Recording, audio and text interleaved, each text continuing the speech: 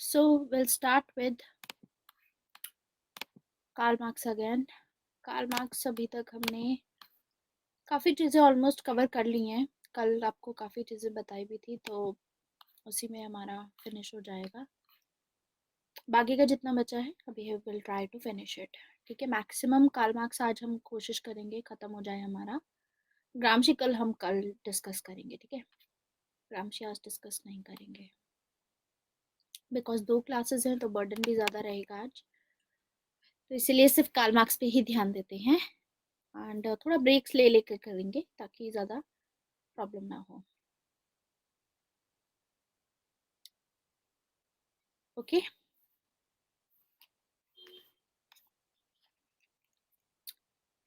सो अभी तक हमने हेगल कंप्लीट किया। हमने देखा कि हेगल को क्रिटिसाइज करने के लिए कार्ल मार्क्स ये सभी चीज़ें हिस्टोरिकल मटेरियलिज्म, डायलेक्टिकल मटेरियलिज्म की बात करेंगे। एंड हिस्टोरिकल मटेरियलिज्म हमने समझ लिया, डायलेक्टिकल मटेरियलिज्म हमने समझा। अब हम देखते हैं मार्क्स की मेथडोलॉजी क्या है। What is the methodology of Karl Marx and capitalism से रिलेटेड क्या बोलते हैं कार्ल मार्क्स। ठीक है, एंड वैसे कैपिटलिज्म से रिलेटेड तो काफ़ी इजी है। देखो, मैंने आपको ऑलमोस्ट सभी आइडियाज़ बता दिए हैं। लेनिन का आइडिया भी मैंने आपको बता ही दिया था। फ्यूडलिज्म और ये सभी स्टेजेस ऑफ हिस्ट्री मैंने अभी थोड़ी देर पहले डिस्कस की थी। तो जो स्टेजेस ऑफ हिस्ट्री मैंने डिस्कस की थी वो इसी में आ जाएगा, इस टॉपिक में आ जाएगा। यानी हमारा हिस्टोरिकल मटेरियलिज्म खत्म हो चुका है, डायलेक्टिकल मटेरियलिज्म हमारा खत्म हो चुका है। कॉन्सेप्ट ऑफ क्लास तो मैंने कल आपको बता ही दिया था, और क्लास स्ट्रगल भी मैंने आपको कल बता दिया था।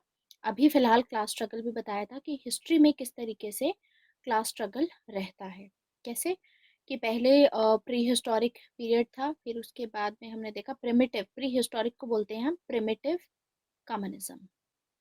प्रिमिटिव कम्युनिज्म मतलब कि सेटल लाइफ शुरू होने से पहले जो एकदम सबसे पहले जो कॉमन प्रॉपर्टी थी, जब अर्ली मैन रहते थे, वो प्रिमिटिव कम्युनिज्म होता है। तो पहले ये था, उसके बाद आई स्लेव सोसाइटी और धीरे धीरे करके कैसे कॉन्फ्लिक्ट शुरू हुआ क्लासेस के बीच में, वो सभी क्लास स्ट्रगल का आ गया। अब हम थोड़ा सा एनालाइज करेंगे कैपिटलिज्म को। ठीक है, ये चीज़ मैंने आपको बता दी कि सोशलिज्म आएगा, उसके बाद कम्युनिज्म आएगा। सोशलिज्म क्या होता है, कम्युनिज्म क्या होता है, सब पता चल चुका है। बस अब कैपिटलिज्म पे ध्यान देना है, थोड़ा मेथडोलॉजी पे ध्यान देना है, एंड रेवोल्यूशन के बारे में, रिलीजन के बारे में, नेशन के बारे में, कॉन्शियसनेस के बारे में क्या बोलते हैं, बेस सुपरस्ट्रक्चर मॉडल में क्या बोलते हैं कार्ल मार्क्स, एंड फिर इनका क्रिटिसिज्म क्या है, और फिर उसके बाद हम बात करेंगे इन सब की कि कार्ल मार्क्स की इंटेंशन क्या थी, लेनिन का आइडिया कैसे फेल हुआ। ठीक है, ये पूरा लेनिन का आइडिया है। कार्ल मार्क्स कैपिटलिज्म पे क्या बोलते हैं, कैपिटलिज्म की साइकिल कैसे काम करती है, सरप्लस वैल्यू क्या है, एलियनेशन का कॉन्सेप्ट क्या है। बस फिर उसके बाद हमारा कार्ल मार्क्स खत्म हो जाएगा। यहाँ पे हम डिस्कस करेंगे अल्थुजर को डिटेल में। अल्थुजर का बस एक कॉन्सेप्ट देखेंगे, इंटरपोलेशन। अदरवाइज बाकी सब तो उनकी अपनी क्रिटिसिज्म है कार्ल मार्क्स का, वो देखेंगे। कार्ल मार्क्स की मैं आज आपको फुल फ्लेजेड पीडीएफ है, वो मैं आपको दे दूंगी आपके, I will upload that PDF in the discussion forum. वहाँ से डाउनलोड करके आप अब कार्ल मार्क्स को पढ़ना स्टार्ट कर सकते हैं। दूसरी चीज़, क्योंकि आपकी जो आंसर राइटिंग की क्लासेस होंगी आपकी परसों तक चलेंगी। देखो ये क्लासेस आप कल हम कवर करेंगे ग्रामशी और हैना अरेंट। ठीक है, उसके बाद हमारा एक आइडियलिज्म का टॉपिक, आई थिंक आइडियोलॉजी शुरू होगा। अभी मैं आइडियोलॉजी टच नहीं करूँगी, आइडियोलॉजी हम बाद में ही देख लेंगे। ठीक है, तो ये 13 तक हमारे क्लासेस रहेंगी। 14 को आपका स्टार्ट हो जाएगा आंसर राइटिंग का। तो 14 से है आंसर राइटिंग स्टार्ट, तो 14 से पहले पहले आप लोग हाँ इतने ही थिंकर्स हैं, हैना अरेंट तक ही थिंकर्स हैं अभी फिलहाल जो हमारे सिलेबस में है। वेस्टर्न पॉलिटिकल थॉट में वो हैना अरेंट तक है। तो हमारा वेस्टर्न पॉलिटिकल थिंकिंग 13 को ख़त्म हो जाएगा, कल ही ख़त्म हो जाएगा या 13 को ख़त्म हो जाएगा। उसके बाद उसके आगे फिर हम जो आइडियोलॉजीज़ वगैरह शुरू करते हैं वो अगले महीने करेंगे शुरू, अगले महीने की क्लासेस में होगा। उसके बाद जो हमारी क्लासेस रहेंगी आने वाली से 6 से 7 क्लासेस रहेंगी। ठीक है, तो नहीं, ये पेपर 1 का पार्ट ए नहीं है, ये पेपर 1 का पार्ट ए का भी एक इम्पॉर्टेंट पार्ट है, जो कि वेस्टर्न पॉलिटिकल थॉट। बस ये कंप्लीट हुआ है हमारा। वेस्टर्न पॉलिटिकल थॉट के बाद हमें आइडियोलॉजीज कवर करनी होती हैं, जैसे लिबरलिज्म की आइडियोलॉजी, आइडियलिज्म की आइडियोलॉजी, आगे देखेंगे। ये इसका भी पार्ट है, ठीक है। तो पूरा भी पेपर 1 कंप्लीट नहीं हुआ है, वो आगे कवर होगा हमारा। अगले मंथ में हम आइडियोलॉजीज और बाकी सब चीज़ें कवर करेंगे। अच्छा, एक और चीज़ है अभी, क्योंकि आई वाज मैंने अभी आपका पूरे क्लासेस, मुझे इतना पता है कि 14 से स्टार्ट हो रहा है, तो अभी आपको वो भी नहीं दिखेगा, शेड्यूल भी नहीं दिखेगा, बिकॉज वो लॉन्च नहीं किया है। वो कल लॉन्च होगा, आज संडे है तो आज तो नहीं हो पाएगा। दूसरी चीज़ ये है कि क्लासेस इस तरीके से हैं कि मैंने 1.5 घंटे की क्लासेस रखी हैं। अब या तो हम उसको 1 घंटे में, मुझे देने हैं आपको 8 से 9 घंटे में दूंगी आपकी क्लास में, ठीक है। शायद 10 भी दे सकती हूँ, आई डोंट नो, मतलब 8 to 9 to 10 क्लासेस होंगी सिर्फ आंसर राइटिंग की। तो इसको करने का दो तरीके हैं, या तो हम 1.5 घंटे की क्लास रखते हैं आंसर राइटिंग की, या 1 घंटे की रखते हैं। तो व्हाट डू यू सजेस्ट? आप लाइव अटेंड नहीं कर पाएंगे तो आंसर पे अपलोड कर दें ग्रुप में। अच्छा हाँ, आप वर्किंग प्रोफेशनल हैं राइट? 1.5 घंटे की, देखो अगर 1 घंटे की रहेगी, 1 घंटा आंसर राइटिंग करें, आधा घंटा रिविजन कर लें। देखो सबसे पहली बात, the best thing about video format is, आप लोगों को मैं रिवीजन क्यों करवाऊँ, जब आप लोगों को रिवीजन खुद ही ऑलरेडी आप वापस जा कर के सभी वीडियोस देख सकते हैं दोबारा से, तो डुप्लीकेशन ऑफ एफर्ट्स क्यों किया जाए, टाइम वेस्टेज क्यों किया जाए, ठीक है। तो let's not do it. Next thing is, जो लोग वर्किंग प्रोफेशनल्स हैं, दे हैव बीन आस्किंग कि कुछ होना चाहिए इस रिगार्डिंग, तो एक चीज़ की जा सकती है, लेकिन वो फिर ये रहेगा कि आंसर राइटिंग 1 घंटे की अगर हम रखते हैं तो फिर उसमें आंसर राइटिंग में 1 ही घंटे की रखूंगी, ज़्यादा घंटे की मैं नहीं रख सकती, क्योंकि आंसर राइटिंग 1 घंटे की मैं फिर रात को अफोर्ड कर सकती हूँ, 9:30 to 10:30, लेकिन वो जहाँ 1.5 घंटा गया तो वो मेरे लिए बहुत ज़्यादा हो जाता है, because I have to focus on my health, और उसके बाद फिर शाम को मैं ऑलरेडी इतना ज़्यादा एग्जॉस्टेड होती हूँ, तो 1 घंटे से ऊपर नहीं दिया जा सकता, ठीक है। Can this session be shifted to 16th as it is the festival day?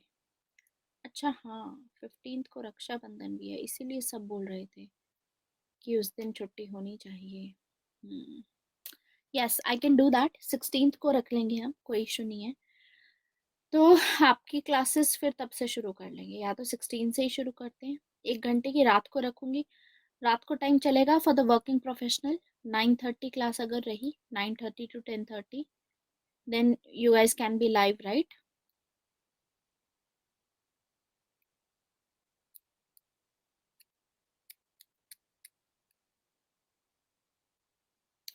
ये तो होगा ही Sumant. Once I am done with batch number 6 ना, तो आप लोगों का टाइम 11 AM हो जाएगा, फिर 11 से 1 बजे तक, और 1.5 घंटे की, 11 से 12:30 तक हम किया करेंगे क्लासेस, ठीक है। ठीक है, ठीक है, 1 घंटा ठीक है, फिर रोज का 1 घंटा हम देंगे, शाम को इवनिंग में देंगे, ठीक है। आंसर राइटिंग थिंकर्स की ही होगी, हम सिर्फ वेस्टर्न पॉलिटिकल थिंकिंग की ही आंसर राइटिंग करेंगे, शुरुआत से शुरू करेंगे। तो make sure whether you are a very working professional और एनी वन, आप लोग सबसे पहले अपना कवर कर लेंगे सारे thinkers. Plato, Aristotle and Machiavelli important है, पहले इन पे फोकस करेंगे हम, इनके मैक्सिमम क्वेश्चन सॉल्व करने की कोशिश करेंगे, ठीक है। और क्योंकि आप लोगों का 1 घंटा चल रहा है, तो मैं आपको होमवर्क भी दूंगी। I give you 2 to 3 questions in homework, आप आंसर लिख करके लेके आइए, and I will check that, ठीक है। For Hindi medium students also, अभी हम किस चीज़ पे, मुझे आपकी टर्मिनोलॉजी चाहिए, देखो आपसे, तो आप सिर्फ जो अपनी पढ़ रहे हो, जो भी बुक पढ़ रहे हो वेस्टर्न पॉलिटिकल थिंकिंग की, आप लोग सिर्फ टर्म्स पे ध्यान दो हिंदी की, बाकी सब नॉर्मल हिंदी में लिख सकते हो आप। फिलहाल जो टर्म्स की मैं बात कर रही हूँ वो हिंदी में लिख लोगे आप, ब्रैकेट में उनका थोड़ा शॉर्टकट लिख देना इंग्लिश में, ताकि मुझे पता रहे when I am checking your answer. तो उस हिसाब से आई विल टेल यू कि ये आपको फिर एक तो पहले क्लास तो आपकी यही रहेगी कि एक परफेक्ट आंसर, वैसे मैंने आपको बता ही दिया है कि लिखना कैसे है, लेकिन तोड़ तोड़ के हम धीरे धीरे देखेंगे। कोर्स होगा 14 से, नेक्स्ट क्लास होगी 16। हालांकि मैंने 14, 15, 16 सभी क्लासेस रखी थी, बट ठीक है 14 के बाद 16 रहेगी क्लासेस, ठीक है। After writing it will be, हाँ उसके बाद आपको ग्रुप पे अपलोड करना है। आप लोग ग्रुप पे अपलोड करेंगे, या फिर एक और तरीका है कि I don't know, someone told me, another educator told me कि आप लोग जो क्वेश्चंस यहाँ पर भेजते हो, जैसे let me turn on the question part, अभी क्वेश्चन वाला मैंने ऑन किया है, जैसे इसमें आप क्वेश्चन लिख सकते हो, तो ओके ग्रुप में ही चाहिए, ठीक है। हाँ ग्रुप में तो इजी रहता है, तो उससे पहले आप लोग कैम स्कैनर डाउनलोड कर लेना, क्योंकि जो आप शीट लिखोगे फोटो क्लिक करके मुझे मत भेजना, बहुत डिफिकल्ट होता है मेरे लिए वो फिर आंसर शीट आपके साथ शेयर करना। हाँ यहाँ पे भी कर सकते हो, देर इज अ फॉर्मेट, इसमें क्वेश्चन फॉर्मेट, जो आप क्वेश्चन भेजते हो तो आप इमेज ले करके शायद अपलोड कर सकते हो, तो if I click on it, आपका जो आंसर शीट रहेगी वो स्क्रीन पे आ जाएगी, फिर मैं डायरेक्टली, जैसे suppose I am writing this, तो फिर आपकी यहाँ पर शीट रहेगी तो यहाँ ऑलरेडी रहेगा, ठीक है। कैम स्कैनर जिसको यहाँ भेजना है वहाँ यहाँ भेज दो, कैम स्कैनर से करना है ग्रुप में बेस्ट रहेगा, ग्रुप में भी कर सकते हो, नो इश्यूज। यहाँ पे रहेगा तो कम से कम बच्चों को आंसर शीट्स, आगे आने वाले जो बच्चे हैं फ्यूचर में, जैसे कि हमारे कोर्स में अगर नए बच्चे ऐड होते हैं, yes like here as you can see, like this, जैसे कि अभी दिस इज द पीडीएफ, ठीक है, ये पीडीएफ भेजी, ऐसे इसमें कुछ लिखा हुआ है, तो सेम चीज़ है, तो I check it like this, आप बस उसकी इमेज लो, ऐसे सेंड कर दो, so I check it like this. और फिर सामने क्या रहेगा कि फ्यूचर में कोई आप लोग वीडियो भी देखते हो, जैसे किसी किसी ने अच्छा आंसर लिखा है, तो वो आंसर डायरेक्ट आपकी उसमें रहेगा, वीडियो रिकॉर्डिंग्स में रहेगा, आप वहां से इन फ्यूचर उसको रिवाइज भी कर सकते हो, या वो देख सकते हो कि अच्छा आंसर किसने लिखा था और कैसे लिखा था, ठीक है। तो आई थिंक यहाँ भेजोगे तो बेटर रहेगा, मुझे भी लगता है, मतलब जैसे ये भेजा गया है तो ये इंटरैक्टिव ज़्यादा रहेगा हमारे लिए, क्योंकि वहां पे क्या होगा, मैं चेक करूंगी डायरेक्टली वहां पर अगर, तो फिर आप नहीं देख पाओगे, आप भी वहां डाउनलोड करोगे और आप देख रहे होगे इसने क्या लिखा है, लेकिन यहाँ real time I will be checking, I will be encircling it, I will be telling you कि ये पॉइंट यहाँ इंपॉर्टेंट था, इस पॉइंट को ऐसे नहीं लिखना चाहिए था, तो ज़्यादा इंटरैक्टिव रहता है, ठीक है। तो यहाँ सबको ज़्यादा अच्छे पॉइंट्स भी मिलेंगे, फ्यूचर में आप रिकॉर्डिंग्स देखते हो आपको ज़्यादा फायदा यहाँ से रहेगा, ये वाला मुझे लगता है बेटर है फिर भी, बट ठीक है जिसको जो लगे वो कर सकता है।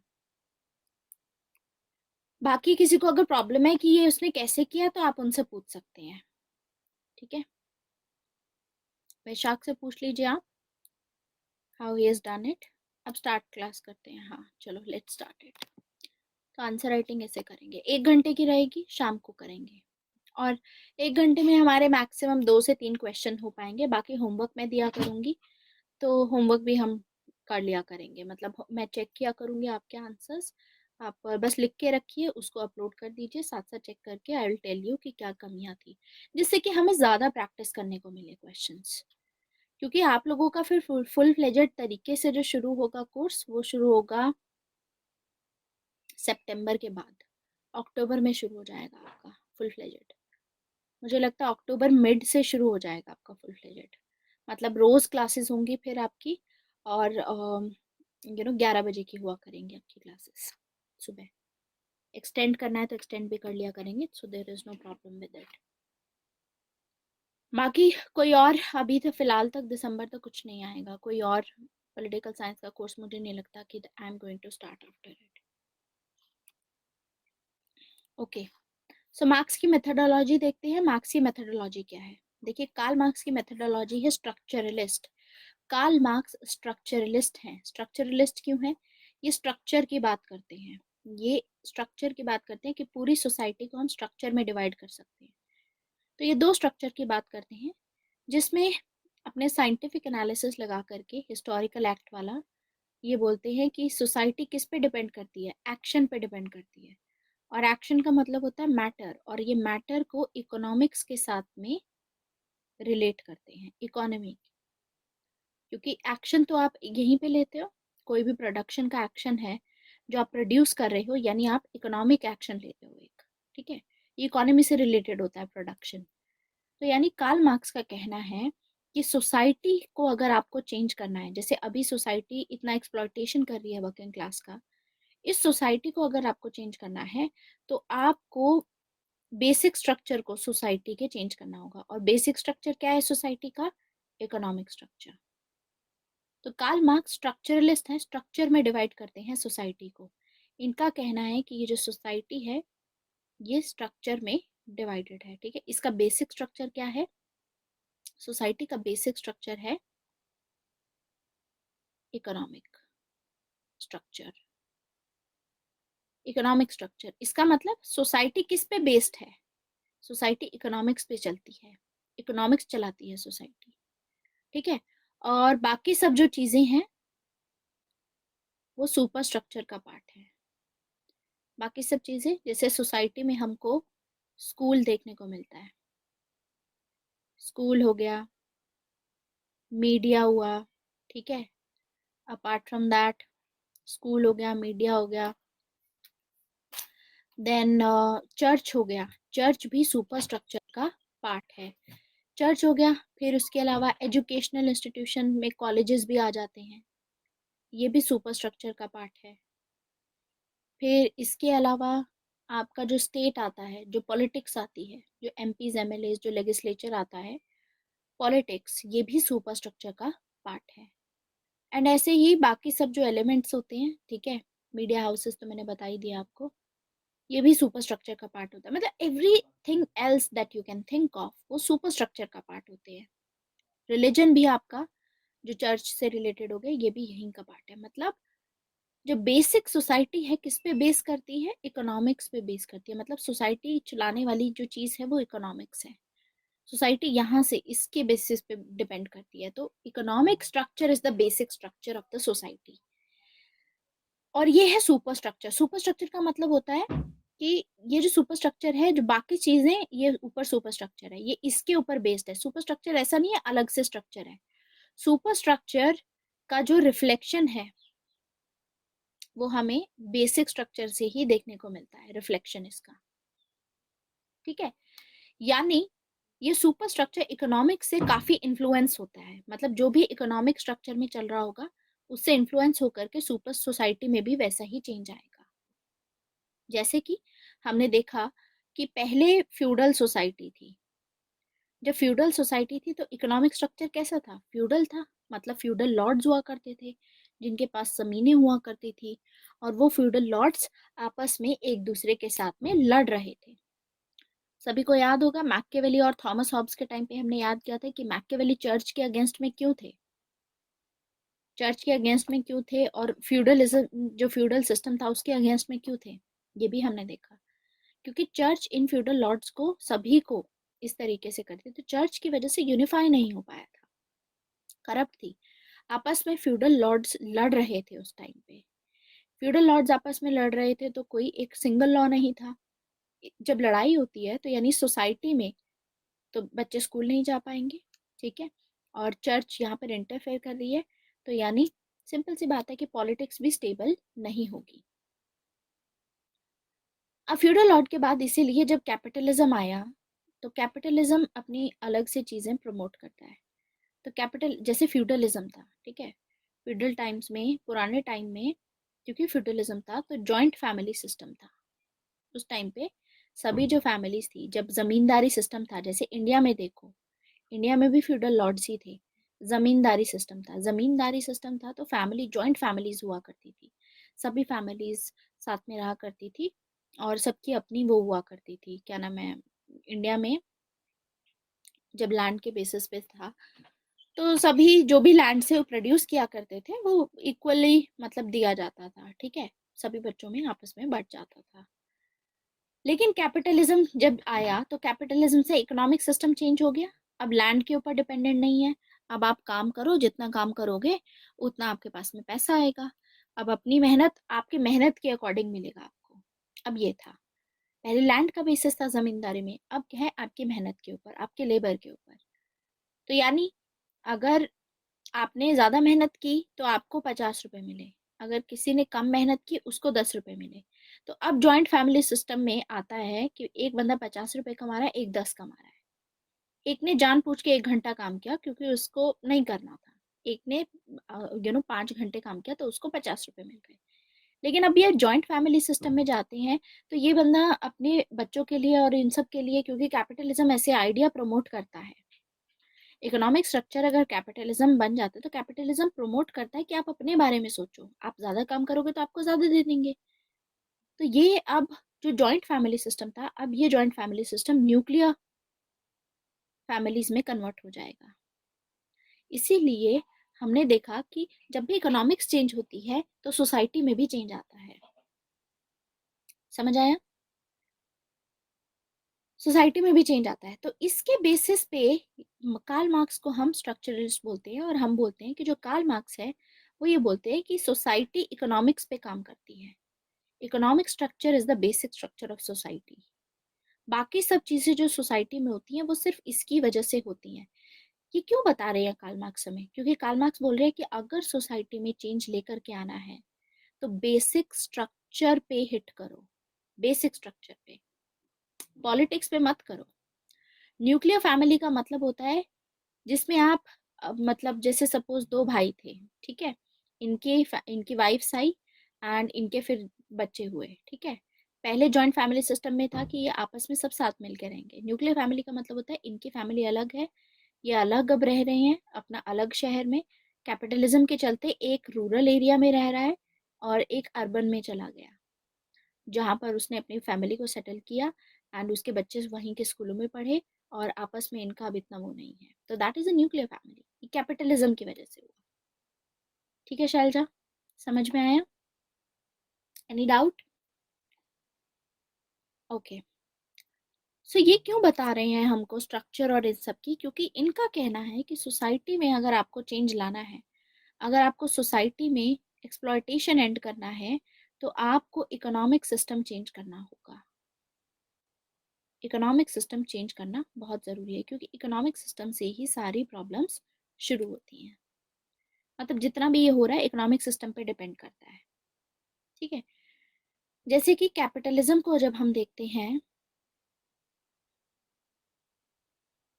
तो कैपिटलिज्म में ये जो एक्सप्लॉयटेशन होता है ये प्रॉफिट मैक्सिमाइजेशन के लिए होता है। कैपिटलिज्म इस पे काम करता है।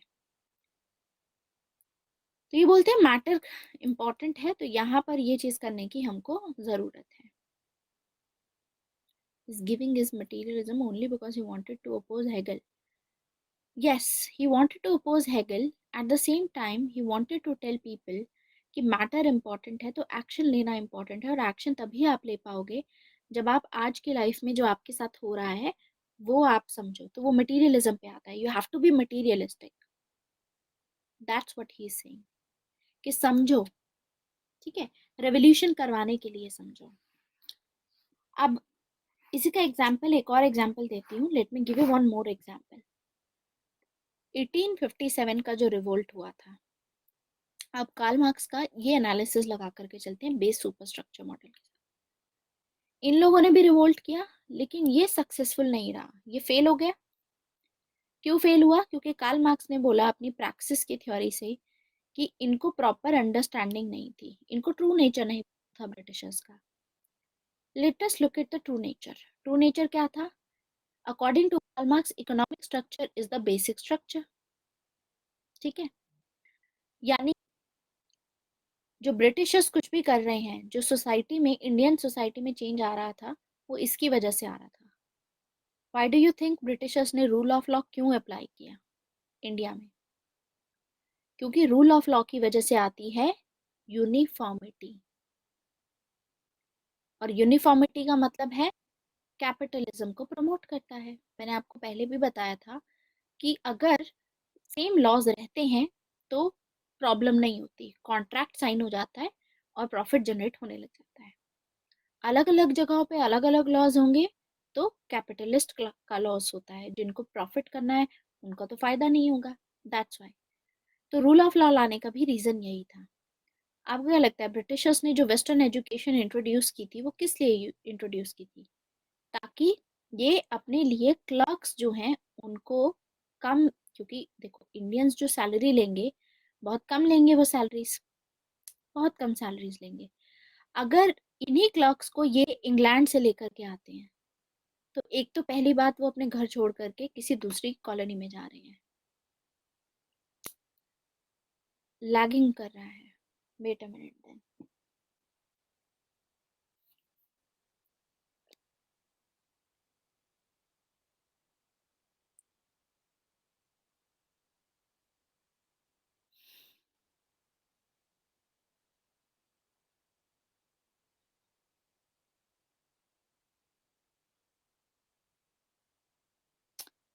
आई am going to refresh it.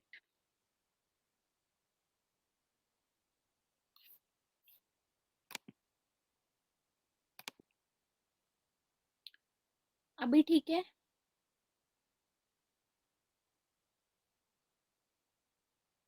Okay. So मैं आपको बता रही थी कि देखो 1857 का जो रिवोल्ट हुआ था, 1857 का जो रिवोल्ट हुआ था वो क्यों फेल हुआ था? क्योंकि इन लोगों के पास में प्रॉपर अंडरस्टैंडिंग नहीं थी। तो according to Karl Marx, Britishers का अगर रियल रूल देखते हो आप कि प्रॉपरली अंडरस्टैंड करते हैं इकोनॉमिक स्ट्रक्चर के ऊपर डिपेंड करके, सबसे पहला था ब्रिटिशर्स ने अपना पहला रूल ऑफ लॉ इंट्रोड्यूस किया। रूल ऑफ लॉ क्यों इंट्रोड्यूस किया? यूनिफॉर्मिटी के लिए। क्योंकि यूनिफॉर्मिटी अगर आएगी तो कैपिटलिज्म का फायदा होगा, कैपिटलिस्ट का फायदा होगा। क्योंकि अलग अलग जगहों पे अलग अलग लॉज होते हैं, तो इससे कैपिटलिस्ट का नुकसान होता है, उनको ज्यादा प्रॉफिट नहीं होता। तो आपको क्या लगता है ये जो वेस्टर्न एजुकेशन फॉलो की ने, तो वेस्टर्न एजुकेशन क्यों इंट्रोड्यूस की गई? वेस्टर्न एजुकेशन ताकि ये इंडिया के जो लोग हैं वो क्लर्क्स तैयार कर सके उनको, इसीलिए आज के टाइम टाइम पे वेस्टर्न एजुकेशन जो हमारे उस टाइम पे मैकॉले कमेटी की वजह से जो भी बनाई गई थी, उसको हम रॉट लर्निंग के ऊपर बोलते हैं कि it was a lot rote learning हो रही थी इसकी वजह से। मतलब कि उसमें हमको ये नहीं बोला जाता कि अपनी सोच लगाइए एंड ऑल, बस रट्टा मारने की बात की जाती है। आज के एजुकेशन सिस्टम को बोला जाता है इस चीज़ पे कि रट्टा और ये जो क्वेश्चन आंसर्स होते हैं, अंडरस्टैंडिंग पे ज़्यादा ध्यान नहीं दिया जाता है, फालतू की चीज़ें इस तरीके से सिखाते हैं। आपको मेरी आवाज़ आ रही है?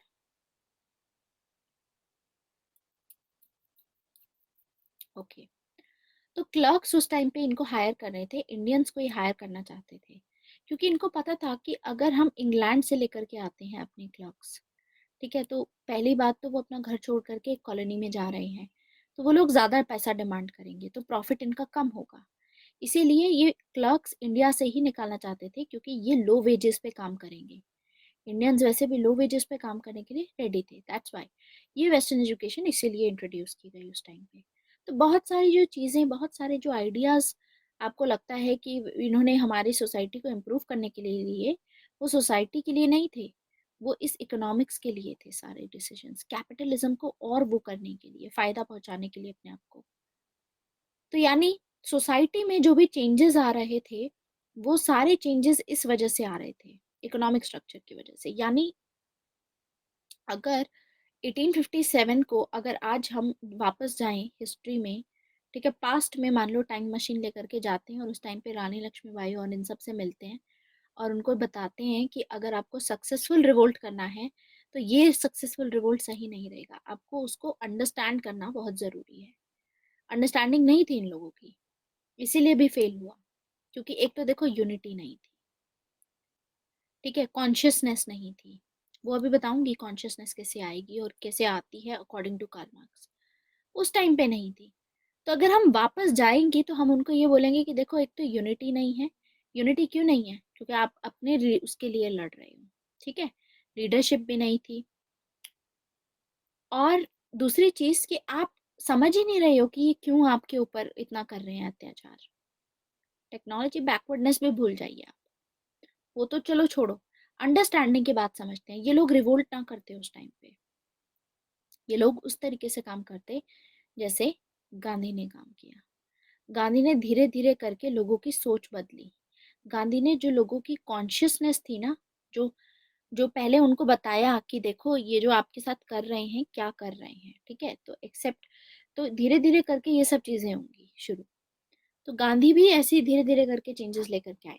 तो पॉइंट इज कि अगर आपको सोसाइटी को चेंज करना है तो आपको ये समझना होगा कि ट्रू नेचर क्या है। जैसे गांधी जब आए, गांधी ने कॉन्शियसनेस भी लेकर के आए, लेकिन साथ में गांधी ने क्या शुरू किया? Non cooperation movement. Non cooperation movement में क्या था कि हम स्वदेशी करेंगे।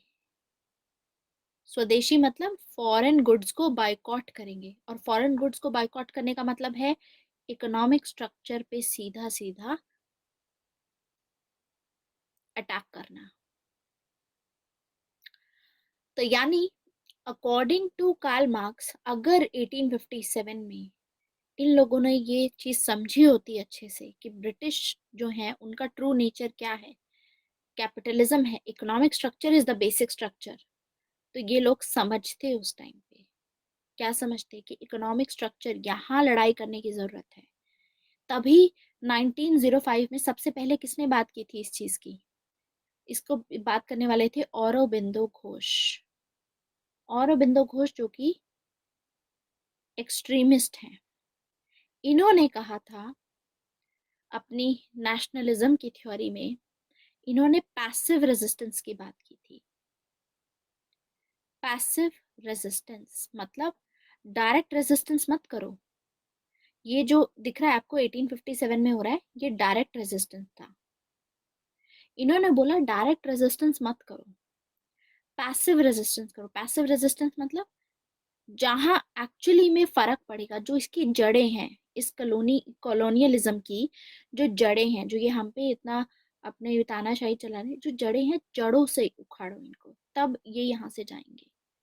और उसका मतलब था कि स्वदेशी करो, मतलब अपने खुद के इंस्टीट्यूट्स और उनमें रखो। जैसे नेशनल एजुकेशन स्टार्ट हुई उस टाइम पे, एंड वेस्टर्न एजुकेशन को बॉयकॉट करने लगे लोग। गवर्नमेंट स्कूल्स, गवर्नमेंट कॉलेजेस जो थे उस टाइम के, उनको सभी ने बॉयकॉट किया। लोगों ने फिर आगे जाकर के 1905 में फॉरेन गुड्स को बॉयकॉट किया, जलाने लगे उनको, वो नहीं खरीदते थे। खादी का प्रमोशन किया जाने लगा। इंडिजीनियस गुड्स, वापस से जो हमारी इकोनॉमी थी, क्राफ्ट्समैन थे, उनका फिर बिजनेस फ्लरिश करने लगा धीरे धीरे। तो अगर उस टाइम पे इन लोगों ने ये चीज समझी होती, क्योंकि ये तो डिस्ट्रॉय कर चुके थे ब्रिटिशर्स पूरा, और हम सोच रहे थे कि हमारे पर रूल कर रहे हैं, ये गलत कर रहे हैं, वो कर रहे हैं, जबकि आप खुद देखो कि इकोनॉमिक्स में इसके रूट्स थे। तो यहाँ पर अगर आपने किया होता तो ये सक्सेसफुल होता। आगे जाकर ये व्हाई डू यू थिंक कि आगे जाकर के रिफॉर्म्स लेकर के आए? 1905 का जो स्वदेशी था, उसके बाद 1909 में मॉर्ले मिंटो रिफॉर्म्स आए, वो इसी का प्रोडक्ट था। क्योंकि उनको पता था कुछ करना जरूरी है, वरना ये चीज हाथ से निकल जाएगी। एंड सिमिलरली आगे जब नॉन कोऑपरेशन मूवमेंट होगा, या जब सेल्फ रूल चल रही थी हमारी, जो सेल्फ होम रूल चल रहा था, होम रूल मूवमेंट भी चल रही थी हमारी, ठीक है, एनी बेसेंट और ये सब चला रहे थे, तो उसके बाद 1919 में हम देखेंगे दोबारा से रिफॉर्म्स आएंगे। उसके बाद आगे फिर जब सिविल डिसोबीडियंस होगी, उसके बाद में फिर 1935 में दोबारा से रिफॉर्म्स आएंगे। क्विट इंडिया के बाद फाइनली इन्होंने, हालत इनकी उस टाइम पे वर्ल्ड वॉर 2 चल रहा था, इनको बहुत ज़रूरत थी, हमने इनकी इकोनॉमी वाइज और ये सब पूरा शुरू किया, तो आगे फिर फर्दर होगा। तो पॉइंट इज कि इकोनॉमिक स्ट्रक्चर में लाने की चेंज ज़रूरी है। तो ये कहना था, ये बताने की कोशिश कर रहे हैं कार्ल मार्क्स कि इकोनॉमिक स्ट्रक्चर बेसिक स्ट्रक्चर क्यों है। क्योंकि अगर आपको रेवोल्यूशन लेकर के आना है तो आप रेवोल्यूशन लाइए, यहाँ हिट कीजिए, इकोनॉमिक स्ट्रक्चर पे हिट करो, तब खत्म होगा एक्सप्लॉयटेशन। तब जो ऊपर सोसाइटी दिख रही है आपको, यहाँ चेंज आएगा। जबकि 1857 में क्या किया इन लोगों ने? 1857 में असली लड़ाई कहाँ लड़ी गई? ये है बेसिक हमारा इकोनॉमिक स्ट्रक्चर, यहाँ तो इन्होंने हाथ ही नहीं लगाया।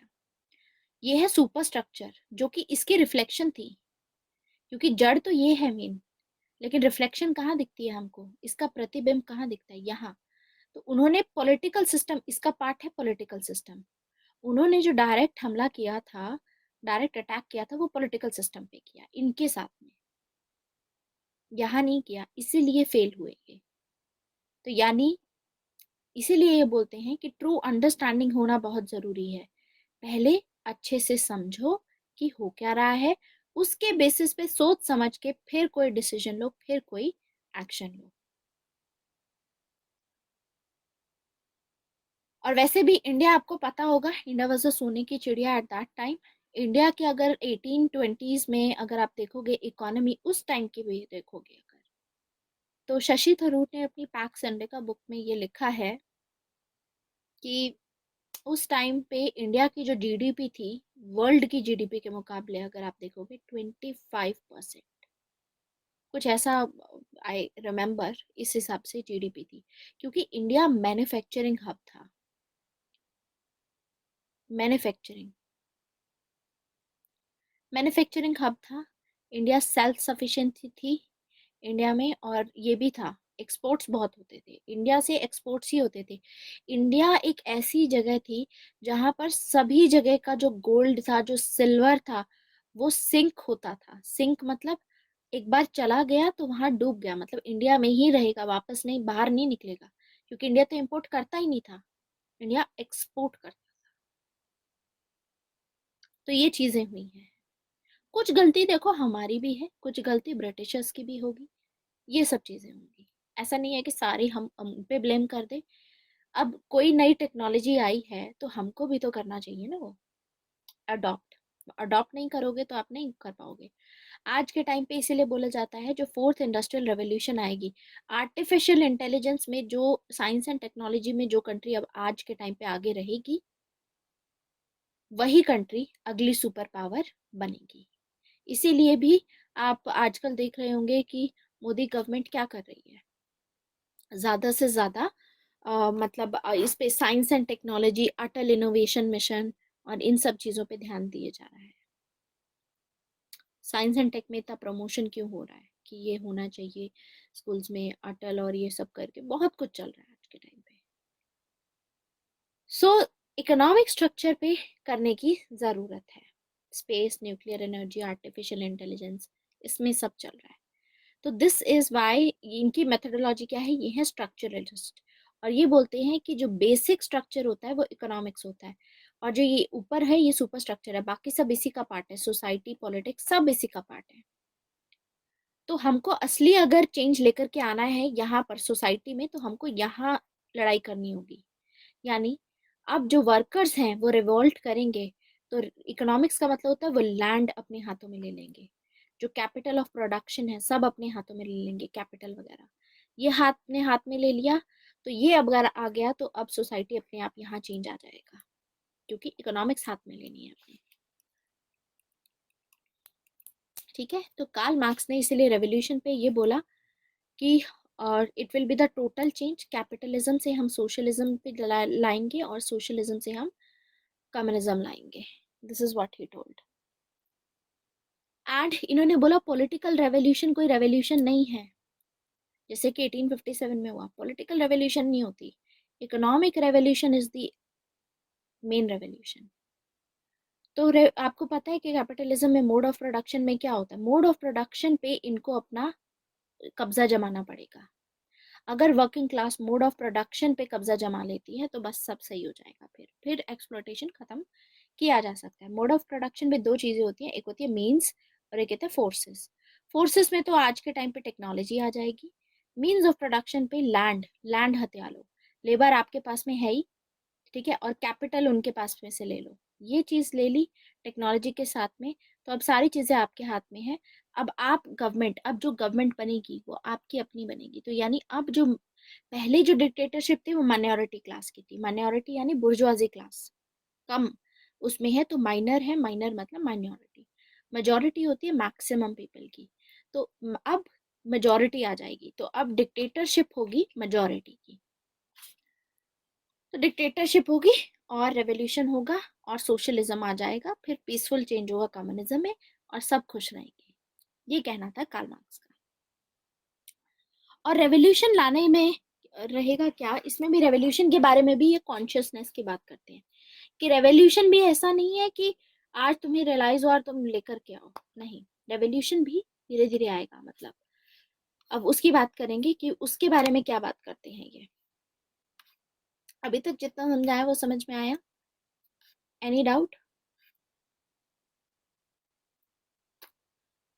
तो ये था बेस और सुपर स्ट्रक्चर मॉडल। इसको हम बेस सुपर स्ट्रक्चर मॉडल बोलते हैं। We call it as base super structure model. तो इंडियन कॉन्टेक्स्ट में भी ऐसे ही हुआ।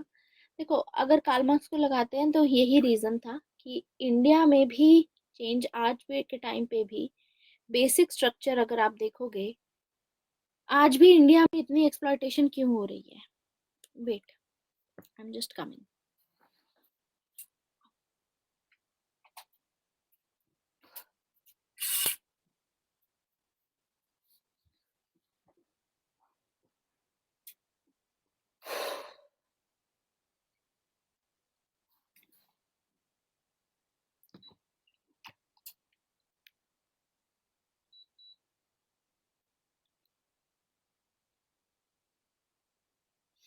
हम्म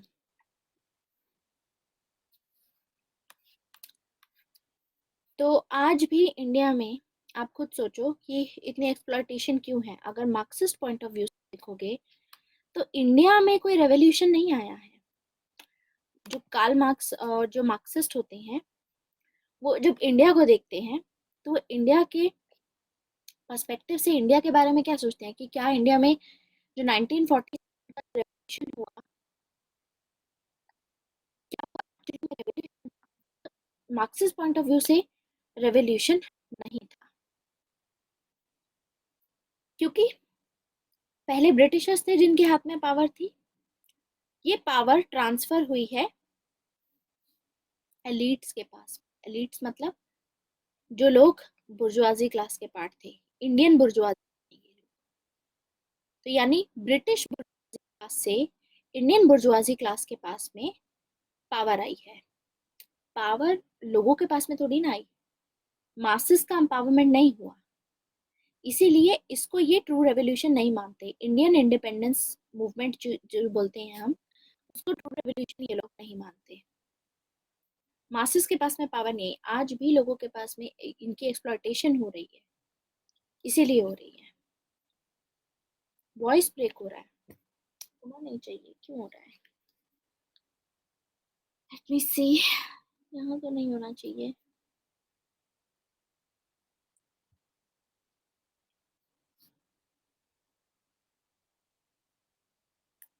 wait a minute, today is August 11।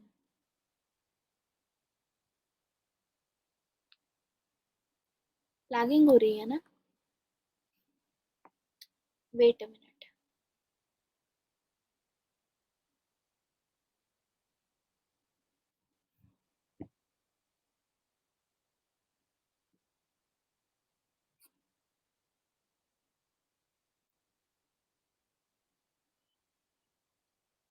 एक मिनट, मैं रिफ्रेश करती हूँ, शायद कोई प्रॉब्लम ना हो।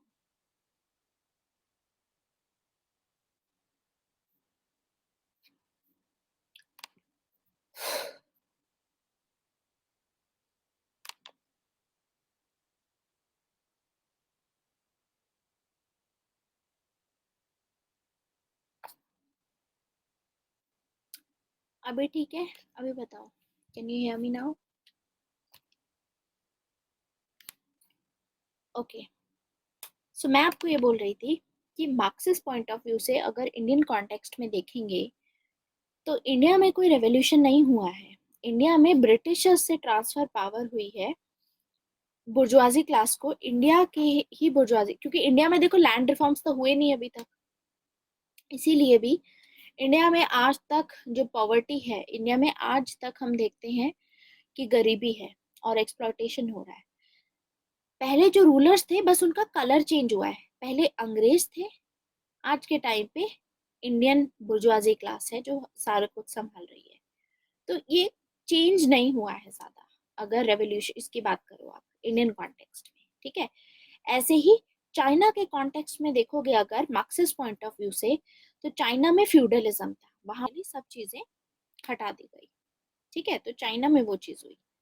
चाइना में पीजेंट रेवोल्यूशन हुआ था। आगे पढ़ेंगे इसको, चाइना की जब हम मार्क्सिज्म पढ़ेंगे तो उसमें माओ जेडोंग पढ़ेंगे तो वहां समझेंगे इसको, क्योंकि वहां पर कॉमन प्रॉपर्टी हुई ना, दैट्स वाई। लैंड रिफॉर्म्स हुए हैं, यूनिफॉर्मली नहीं हुए प्रतीक। यूनिफॉर्मली कहाँ हुए हैं? यूनिफॉर्मिटी तो नहीं है। केरला में हुए हैं, वेस्ट बंगाल में हुए हैं, बिहार, यूपी, दिस पंजाब, राजस्थान, हरियाणा, यहाँ पर तो नहीं हुए।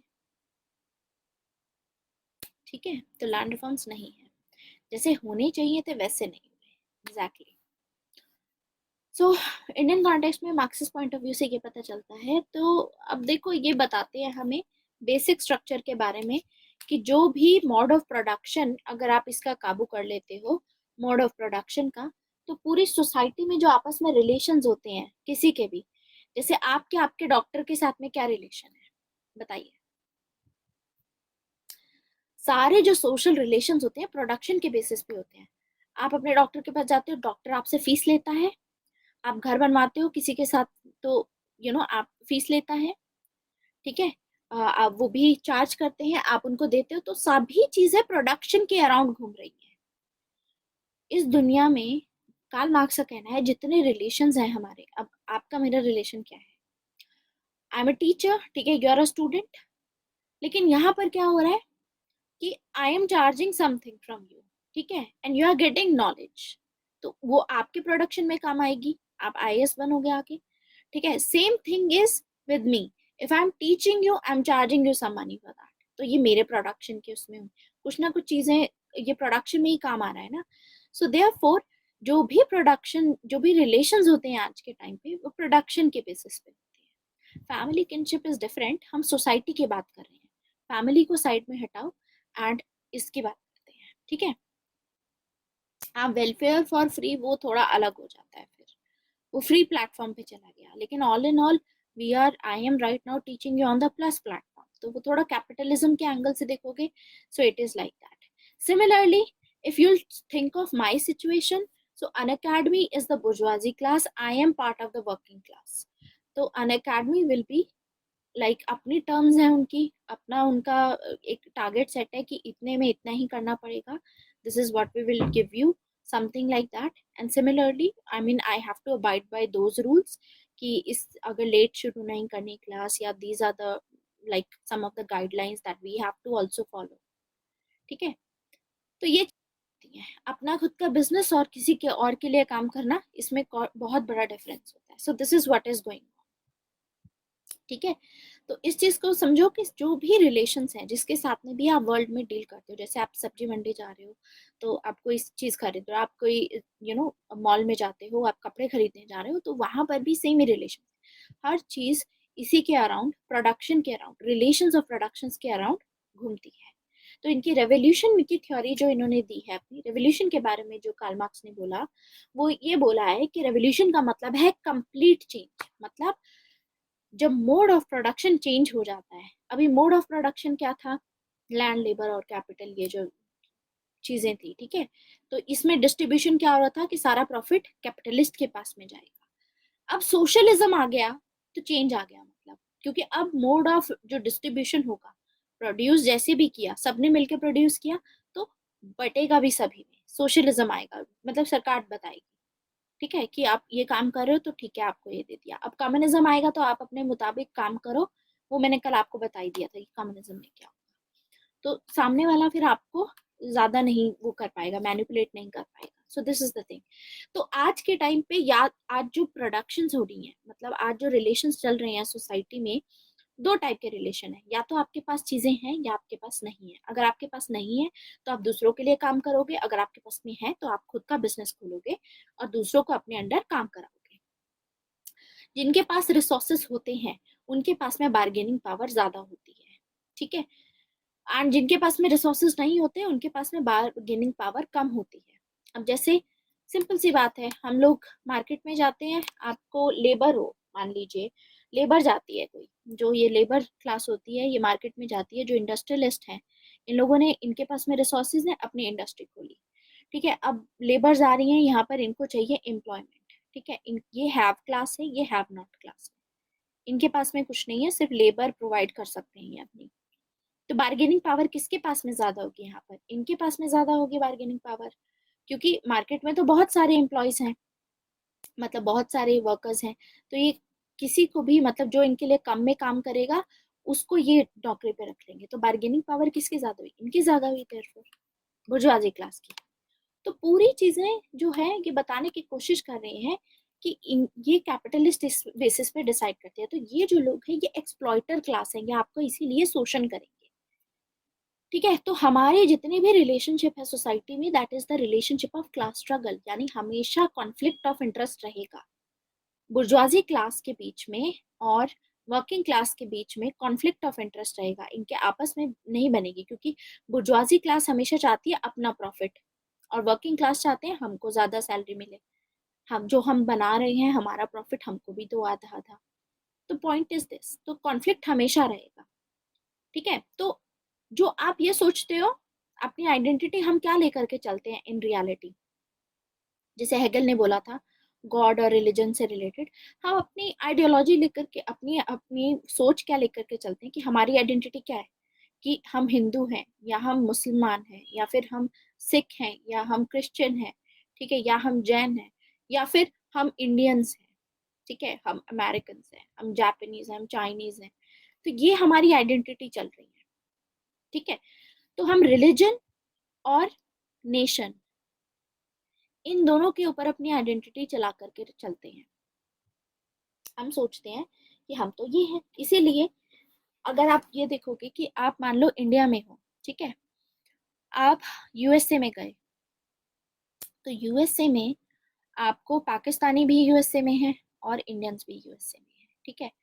अब आप मान लीजिए वर्किंग क्लास से बिलोंग करते हो और आप इंडिया से बिलोंग करते हो, और यूएसए में जो इंडियंस रहते हैं वो रिच हैं, ठीक है, और जो पाकिस्तानी रहते हैं वो पुअर हैं।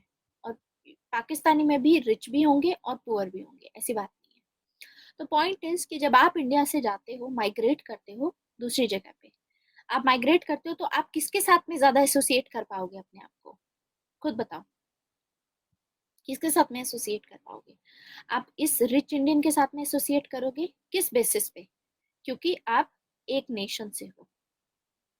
और इसमें भी, इन रिच इंडियंस में भी, अगर मान लो एक हिंदू है और एक मुस्लिम है, मुस्लिम अगर पुअर है, ठीक है, और हिंदू रिच है, तो भी आप किसके साथ एसोसिएट करोगे? आप तो वर्कर हो, लेकिन उसके बावजूद आप इनके साथ एसोसिएट करोगे, आप इनसे कुछ एक्सपेक्ट करोगे कि आपको कैसे ना कैसे हेल्प करेंगे।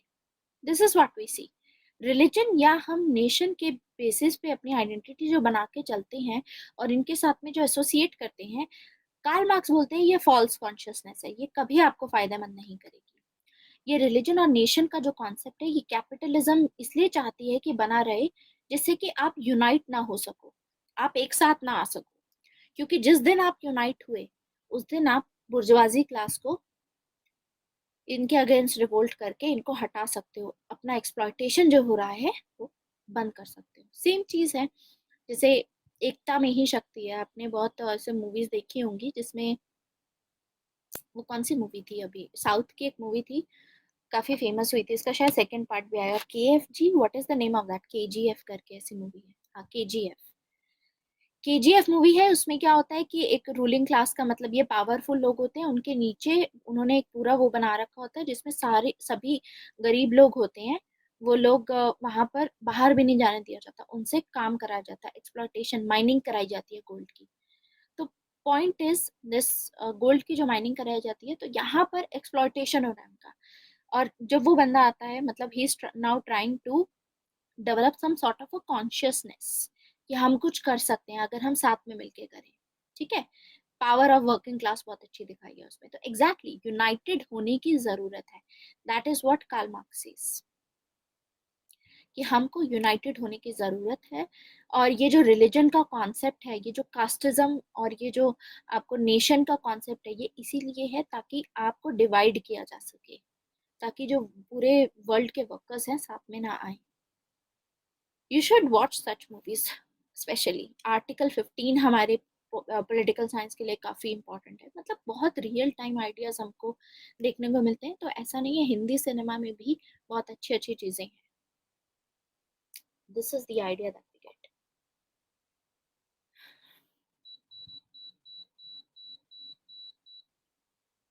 ओके, सो उसमें भी यही है, यूनाइट होने की जरूरत है। तो इनका कहना है, कार्ल मार्क्स के अगर पर्सपेक्टिव से सेम मूवी को देखें, तो कार्ल मार्क्स ये बोलते हैं कि रिलीजन और जो नेशन है ये फॉल्स कॉन्शियसनेस है। क्योंकि रिलीजन और नेशन का बस आइडिया होता है, हमने देखा तो नहीं है रिलीजन गॉड की तरह। जैसे हमने गॉड को नहीं देखा, वैसे हमने रिलीजन भी नहीं देखा है, हमने नेशन भी नहीं देखा है। ये तो सुपरफिशियली बनाई गई है। ठीक है, तो यहाँ पर हमें क्या देखने को मिलता है कि ये फॉल्स कॉन्शियसनेस है कि रिलीजन और नेशन के उसमें लगे रहोगे तो आपका एक्सप्लॉयटेशन होता ही रहेगा। क्योंकि ये सिर्फ आइडिया आपके दिमाग में डाला जाता है। तो इसीलिए rather than this, Karl Marx बोलते हैं कि मान लो एक हिंदू पुअर है और एक हिंदू रिच है, और एक मुस्लिम पुअर है और एक मुस्लिम रिच है। तो हिंदू पुअर को अपने आप को मुस्लिम पुअर के साथ में एसोसिएट करना चाहिए। इनके साथ में एसोसिएट मत करो, ये आपके लिए कभी कुछ नहीं करेंगे।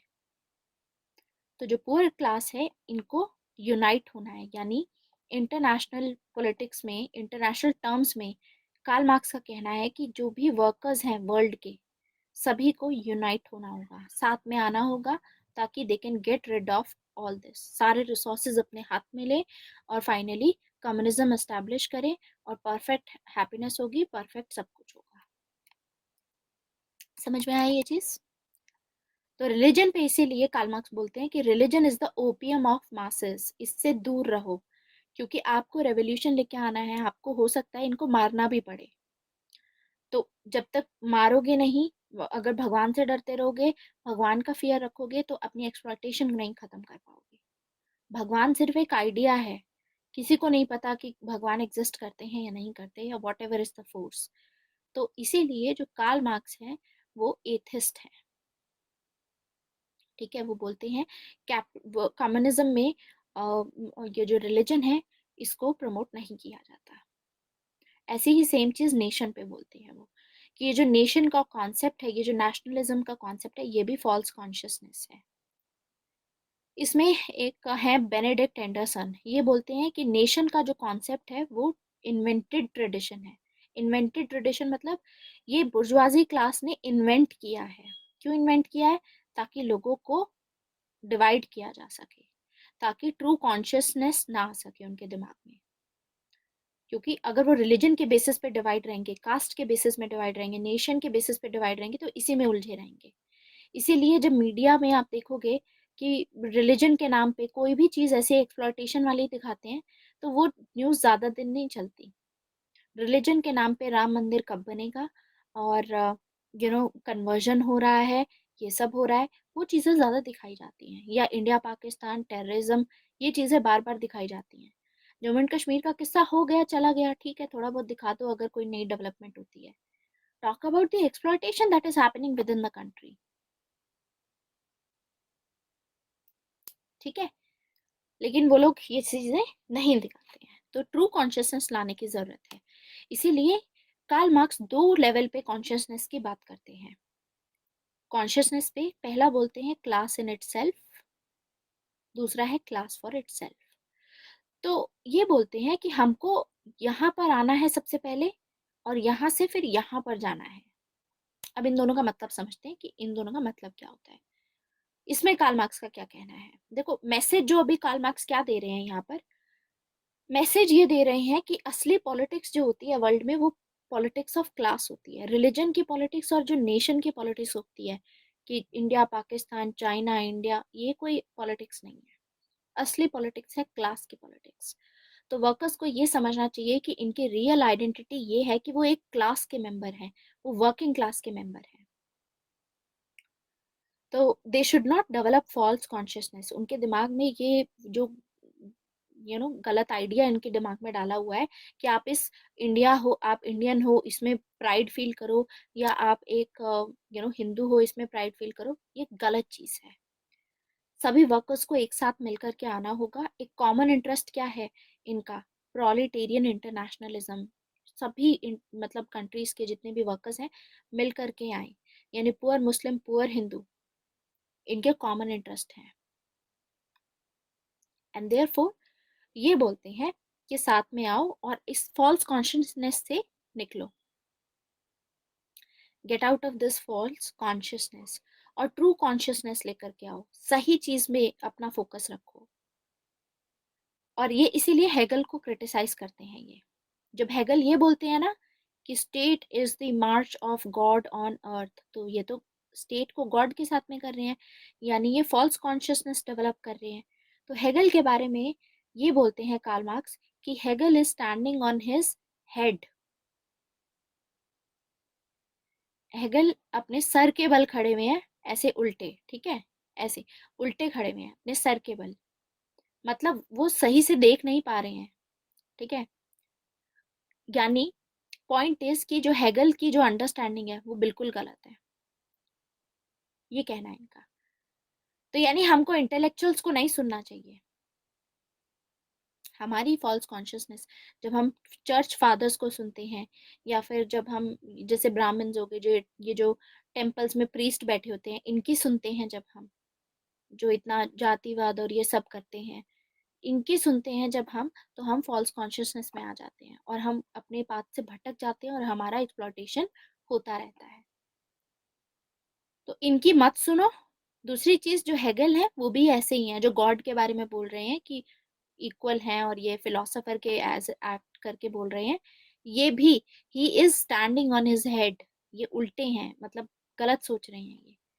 अगर आपको सही समझना है, आपको ट्रू कॉन्शियसनेस पानी है कि असलियत क्या है, तो आपको अपने पैरों पे खड़ा होना होगा, ठीक है। You have to stand on your feet और देखना होगा कि लाइफ की जो मटेरियल कंडीशंस हैं वो क्या है, यानी आपको समझना होगा लाइफ को सब्जेक्टिवली नहीं, ऑब्जेक्टिवली, कि क्या हो रहा है। तो गांधी जब दलित्स के लिए हरिजन वर्ड यूज करते हैं, तो ये गांधी सब्जेक्टिवली बोल रहे हैं, ऑब्जेक्टिव अंडरस्टैंडिंग नहीं है। गांधी सब्जेक्टिव बोल रहे हैं कि नहीं, मतलब ये हरिजन है, इनको मत करो, ये सब चीजें, इनके भी वेलफेयर के लिए काम किया जाना चाहिए। जबकि जो अंबेडकर हैं, अंबेडकर बोलते हैं कि ये जो टर्म गांधी ने यूज किया है हरिजन, ये एक मिसगाइडिंग टर्म है, ये फॉल्स कॉन्शियसनेस जनरेट कर रही है। क्योंकि ये जो हरिजन है ये एक्चुअली में डिप्राइव्ड क्लासेस हैं। तो अगर इनकी जगह हम इसको दलित बोलेंगे, दलित का मतलब ही है कि ब्रोकन मैन। दलित का मतलब होता है ब्रोकन मैन, टूटा हुआ आदमी, कि आपको तोड़ा गया है, आपका आपको आपको रिस्पेक्ट नहीं दी जाती है, आपको डिप्राइव किया जाता है, you are the depressed class. वो टर्म ज्यादा बेहतर है, क्योंकि जब वो दलित बोलेंगे अपने आप को, तो उनको पता चलेगा कि हमारे साथ क्या हुआ है। तो वो ट्रू कॉन्शियसनेस उनमें डालेगा, ना कि ना फॉल्स कॉन्शियसनेस। फॉल्स कॉन्शियसनेस जो कि गांधी बोल रहे हैं हरिजन बोल करके। तो कार्ल मार्क्स बोलते हैं कि कॉन्शियसनेस आनी बहुत जरूरी है, और कॉन्शियसनेस दो लेवल पे आएगी। दो लेवल की कॉन्शियसनेस होती है। कॉन्शियसनेस, ट्रू कॉन्शियसनेस, दो लेवल की कॉन्शियसनेस होती है, ठीक है। डिस्क्रिमिनेशन टाइप, हाँ, जब दलित वर्ड आप यूज करोगे तो फिर सामने वाले को पता चलेगा, मतलब क्योंकि दलित वर्ड का मतलब ही यही है, ब्रोकन मैन, तो आपको रियलाइज होगा कि डिस्क्रिमिनेशन हो रहा है। जब आपको रियलाइज होगा कि डिस्क्रिमिनेशन हो रहा है, तो आपकी कॉन्शियसनेस आपको पता चलेगी कि हम अलग हैं, सारे ह्यूमंस एक जैसे नहीं हैं। तो हरिजन बोल के तो आप उनको सब्जेक्टिविटी में डाल करके उनकी एक्सप्लॉयटेशन को हाइड कर दिया आपने, ठीक है। सो इसीलिए कार्ल मार्क्स दो लेवल की कॉन्शियसनेस की बात करते हैं। पहली है क्लास इन इटसेल्फ, दूसरी है class for itself. Class in itself, इस ये टाइप की कॉन्शियसनेस होती है लो लेवल की कॉन्शियसनेस, जब आपको ज्यादा नहीं होती, थोड़ी बहुत कॉन्शियसनेस होती है, जब आपको ये पता चलता है कि you belong to a particular class, कि आप एक पर्टिकुलर क्लास से बिलोंग करते हो। देखो, अभी क्या है, आप एक ऑर्गेनाइजेशन में जाते हो जैसे, ठीक है, आप एक ऑर्गेनाइजेशन में गए काम करने और आपको लगता है, जैसे आप एक ऑर्गेनाइजेशन में काम करने जाते हो तो वहां पर मान लीजिए कि सभी लोग काम कर रहे हैं और आप सोचते हो कि सभी वर्कर्स आपके जैसे सेम हैं, ठीक है, सभी वर्कर्स आपके जैसे हैं, और इनफैक्ट ये जो इंडस्ट्रियलिस्ट है जिसने इंडस्ट्री खोली है ये भी तो इंसान है, ठीक है, ये पार्टनर्स है, ये भी इंसान है। तो आप अच्छे से जा रहे हो, ठीक है, लेकिन आगे जाकर के आपका जो मैनेजर है या आपके ऊपर का भी जो भी जिसका प्रमोशन हुआ है या जो भी है, what ever is the case, तो पॉइंट इज जब आप इस इंडस्ट्री में जाकर के काम करते हो तब तक तो आपको लगा था कि सभी एक जैसे हैं, सभी के पास में दो आंखें हैं और मतलब सभी के दो हाथ हैं और दो पैर हैं, तो सभी सेम है, ठीक है। और हो सकता है कि ये हिंदू पूरी जो कंपनी है इसमें सारे हिंदूज वर्क करते हैं, सोचो, तो आप सोचोगे कि एक कंपनी है जो मुस्लिम जिसमें वर्क करते हैं और एक में हिंदूज वर्क करते हैं, तो यू विल फील कि हम तो सब इक्वल हैं, ठीक है। अब आप वहां पर जब जाओगे, जब काम करोगे, तो वहां पर आपको रियलाइज होगा कि जो ऊपर मैनेजर होगा या जो भी यहाँ पर आपका बॉस होगा वो आपको बहुत ही ज्यादा लाइक झिड़काएगा, आपसे ज्यादा काम कराएगा, मैनुअल लेबर कराएगा, दिन रात काम कराएगा, और आप फ्रस्ट्रेट हो जाओगे, इतना काम तो क्योंकि बंदा नहीं हैंडल कर सकता तो फ्रस्ट्रेशन होगा। That's when you realise sometimes कि देयर इज अ डिफरेंस, कि हम वर्किंग क्लास हैं और ये कैपिटलिस्ट क्लास हैं, इनकी सैलरी भी ज्यादा है, ये गाड़ी से आते हैं, हम साइकिल से जाते हैं, ठीक है। तो that's when you realise this, that is class in itself. जब लो लेवल की कॉन्शियसनेस होती है कि आपको ये पता चलता है कि हाँ डिफरेंस है हम में और उनमें, वो होती है क्लास इन इटसेल्फ। समझ में आया? अब क्लास फॉर इटसेल्फ होती है हाई लेवल की कॉन्शियसनेस। यहाँ पर आपको ये भी पता होता है कि आप अलग हो दूसरों से, मतलब एक इंसान जो हिंदू है लेकिन वो रिच क्लास का है, लेकिन मैं वर्किंग क्लास का हूँ, हम लोगों में डिफरेंस है, हमारी अपनी अलग अलग क्लास है, लेकिन उसके बावजूद आप ये समझो कि आपका एक्सप्लॉइटेशन हो रहा है, कि ये जो सामने वाला बंदा है ये आपको एक्सप्लॉइट कर रहा है। जब आपने ये सोच लिया, जब अब आपके पास दिमाग में आया कि आपका तो बहुत एक्सप्लॉइटेशन हो रहा है, दैट्स व्हेन आप हथियार उठाओगे अपने हाथों में। अब हथियार उठाना है जब class in itself, class for itself बन जाए, मतलब जब आपको पता चले कि आप अलग हो और साथ में ये पता चले कि आपका एक्सप्लॉइटेशन भी हो रहा है, ना ना कि सिर्फ आप अलग हो, आपका बहुत ज्यादा फायदा उठाया जा रहा है, एक लिमिट से बहुत ज्यादा, तब आपको पता चलेगा कि आपका एक्सप्लॉइटेशन हो रहा है। और जिस मोमेंट आपको पता चलता है, जब class in itself class for itself में कन्वर्ट हो जाती है, तब आप हथियार उठा करके रिवोल्ट करोगे। ये सिचुएशन है जब आपको रेवोल्यूशन करना चाहिए, ये कहते हैं कार्ल मार्क्स। ये समझ में आया? Any doubt? और class in itself class for itself कब बनती है? जब एक्सप्लॉयटेशन अपनी पीक पे होता है, जब एक्सप्लॉयटेशन एक्सट्रीम होता है, बहुत ज्यादा एक्सप्लॉयटेशन होता है, तब बनती है class in itself class for itself. तो जब बहुत ज्यादा शोषण हुआ तब लोग हथियार उठाएंगे, इसीलिए कार्ल मार्क्स यही बोलते हैं। कार्ल मार्क्स का कहना था कि रेवोल्यूशन तब आना चाहिए जब class in itself class for itself बन जाए, जब कैपिटलिज्म अपनी पीक पे होगा, तब कैपिटलिज्म एक्सट्रीमली एक्सप्लॉइट करेगा, एकदम एक्सट्रीम में शोषण करेगा, मतलब बियॉन्ड लेवल, बहुत ज्यादा शोषण करेगा, बहुत ज्यादा एक्सप्लॉइटेशन करेगा, तब रेवोल्यूशन आएगा। लेकिन आगे जाकर के लेनिन ने क्या किया? लेनिन ने यूएसएसआर में तब इंट्रोड्यूस किया, तब ये कम्युनिज्म लाने की कोशिश की, रेवोल्यूशन लाने की कोशिश की, जब यूएसएसआर में जो कैपिटलिज्म था अपनी नेसेंट स्टेज पे था। नेसेंट स्टेज का मतलब होता है इनिशियल स्टेजेस पे, अभी तो बस कैपिटलिज्म की शुरुआत हुई थी यूएसएसआर में, पीक पे थोड़ी ना था। ये रीजन है कि आगे जाकर के लेनिन को ब्लेम किया जाता है कि इनकी वजह से कार्ल मार्क्स फेल हुए हैं। Karl Marx is a god who has failed is all because of Lenin, क्योंकि कार्ल मार्क्स ने तो बोला ही नहीं कि रेवोल्यूशन कभी भी ले आओ, कार्ल मार्क्स ने बोला रेवोल्यूशन तब आएगा जब एक्सट्रीम एक्सप्लॉइटेशन होगी और कोई पार्टी नहीं होगी इनको बताने वाली वर्किंग क्लास को कि आओ चलो रेवोल्यूशन करते हैं। लेनिन ने पार्टी लेके आए, Lenin communist party, Vanguard party बनी वो जो। कार्ल मार्क्स ने कभी किसी पार्टी की बात नहीं की। कार्ल मार्क्स ने ये बोला कि जब वर्कर्स को अपने आप रियलाइज होगा कि अब बहुत ज्यादा हो चुका है, जैसे उस मूवी में हुआ, अब उनके साथ इतना एक्सप्लॉयटेशन हो रहा था कि एक बंदा आया, उसने फिर भी बताया उनको कि we can do something about it, they got the hope, now they get this, they become class for itself, कि हम यूनाइट होकर के now we can fight against that. तो फाइनली दे कैन फाइट।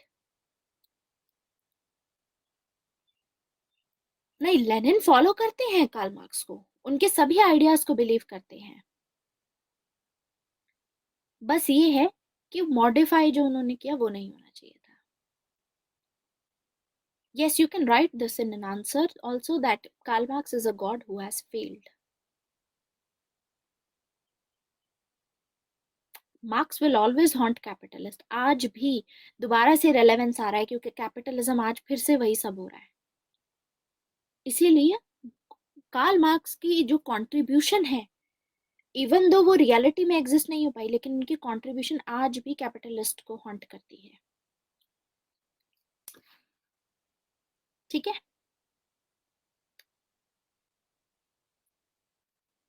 ये कहना था कार्ल मार्क्स का कि अब रेवोल्यूशन आएगा। साथ में ये भी बोलते हैं कि देखो, अब इनको क्रिटिसाइज किया गया, क्रिटिसाइज करने वाले थे max weber. Max weber sociologist हैं। सोशियोलॉजिस्ट वो लोग होते हैं जो सोसाइटी पे ज्यादा ध्यान देते हैं। तो ये बोलते हैं कि देखो, कार्ल मार्क्स ने ना हिस्ट्री को एक्सप्लेन किया, लेकिन हिस्ट्री को एक ही एंगल से एक्सप्लेन किया। इसको हम बोलते हैं इंग्लिश में mono causal explanation of history. Mono casual, mono causal मतलब हिस्ट्री को बहुत लाइटली डील किया इन्होंने। सिर्फ हिस्ट्री में इकोनॉमिक्स थोड़ी ना है, मैटर थोड़ी ना है कि उसी की वजह से सिर्फ हिस्ट्री बने। हिस्ट्री में तो दूसरे फैक्टर्स भी होते हैं, समझे? तो इसीलिए सिर्फ एक इकोनॉमिक्स को ही लेकर के, बेसिक स्ट्रक्चर इकोनॉमिक को लेकर के कि बस इकोनॉमिक्स में चेंज ला दो तो सब कुछ हो जाएगा, ऐसा नहीं है। सिर्फ इकोनॉमिक्स की वजह से सोसाइटी में चेंज नहीं आते, आइडियोलॉजी और दूसरी चीजें भी मैटर करती हैं। तो ग्रामशी ने भी यही बोला। ग्रामशी जो है वो भी स्ट्रक्चरलिस्ट है। तो ग्रामशी ने 3 लेयर स्ट्रक्चर दिया, जैसे कि कार्ल मार्क्स ने 2 लेयर स्ट्रक्चर दिया, एक इकोनॉमिक स्ट्रक्चर, उसके ऊपर सुपर स्ट्रक्चर, 2 लेयर्स है। ग्रामशी ने 3 लेयर्स की बात की है जो हम कल पढ़ेंगे। तो ग्रामशी भी इनको क्रिटिसाइज करते हैं। ऐसे ही अल्थुजर भी इनको क्रिटिसाइज करते हैं। अल्थुजर एक मल्टी स्ट्रक्चरलिस्ट है। मल्टी स्ट्रक्चरलिस्ट का मतलब होता है, ये बोलते हैं कि सिर्फ इकोनॉमिक स्ट्रक्चर इंपॉर्टेंट नहीं है, बाकी सभी स्ट्रक्चर्स भी हैं, वो भी अपने आप में स्ट्रक्चर्स हैं, वो भी सोसाइटी में काफी इन्फ्लुएंस करते हैं। मतलब ऐसा नहीं है कि सिर्फ इकोनॉमिक्स को चेंज करोगे तो सोसाइटी चेंज की जा सकती है। ये तो बहुत ही क्रूड इकोनॉमिक डिटर्मिनिज्म बोलते हैं इसको। कि ये बोलते हैं Karl Marx is a crude economic determinist. मतलब सारी चीजें सिर्फ इकोनॉमिक्स पे डाल दी इन लोगों ने कि इकोनॉमिक्स रहेगी, इकोनॉमिक में चेंज आएगा तो सब कुछ चेंज हो जाएगा। तो ये तो क्रूड हो गया काफी, सिर्फ इकोनॉमिक्स नहीं होती। हाँ, मतलब बहुत सारे स्ट्रक्चर्स होते हैं, ऐसा नहीं है सिर्फ इकोनॉमिक स्ट्रक्चर है। तो अल्थुजर इनको ऐसे करते हैं क्रिटिसाइज। मैक्स वेबर भी क्रिटिसाइज करते हैं कार्ल मार्क्स को कि इन्होंने तो हिस्ट्री का सिर्फ एक ही पहलू दिखाया है कि इकोनॉमिक्स की वजह से हिस्ट्री चेंज हुई, बहुत सारे पहलू हो सकते हैं। राइट्स नहीं, ये राइट्स की बात नहीं करते हैं। अल्थुजर नियो मार्क्सिस्ट हैं। ग्रामशी और अल्थुजर नियो मार्क्सिस्ट हैं। ये कार्ल मार्क्स के आइडिया से इन्फ्लुएंस थे, लेकिन ये बोलते हैं कि कार्ल मार्क्स ने एक की बात की है, इसके अलावा भी फैक्टर्स होते हैं जो जिसके थ्रू हम ला सकते हैं चेंज सोसाइटी में। ठीक है। और कार्ल पॉपर के बारे में तो सबको पता ही है कि कार्ल पॉपर तो लिबरल थे ऑब्वियसली। तो कार्ल पॉपर तो बोलते ही है कि ये एनिमी ऑफ ओपन सोसाइटी है, क्योंकि इनका जो कम्युनिज्म है वो क्लोज्ड सोसाइटी है। Communism is a closed society. Communism में सेल्फ सफिशिएंसी पे ध्यान दिया जाएगा, ये ट्रेड रेड ये सब नहीं होगा, ये सब चीजें हैं। It's a close society. Gramsci Althusser Aristotle की तरह है? नहीं, ग्रामशी और अल्थुजर नियो मार्क्सिस्ट हैं। नियो मार्क्सिस्ट जो यंग मार्क्स के आइडिया से भी इन्फ्लुएंस थे, जो हल्का फुल्का मार्क्स से इन्फ्लुएंस होते हैं। और थोड़ा और दूसरी चीजें अपना खुद का मॉडिफाई करके डाल देते हैं। अब इतना भी मॉडिफिकेशन नहीं, लेकिन हाँ, ये बोलते हैं कि दूसरे फैक्टर्स भी होते हैं, तो इनको नियो मार्क्सिस्ट कैटेगरी में डाल देते हैं हम। हाँ, इम्प्रेस हैं ये इनसे, ग्रामशी और अल्थुजर, लेकिन उसमें अपने आइडियाज डालेंगे थोड़े। China is what? Political structure. China में इकोनॉमिक स्ट्रक्चर पे भी था।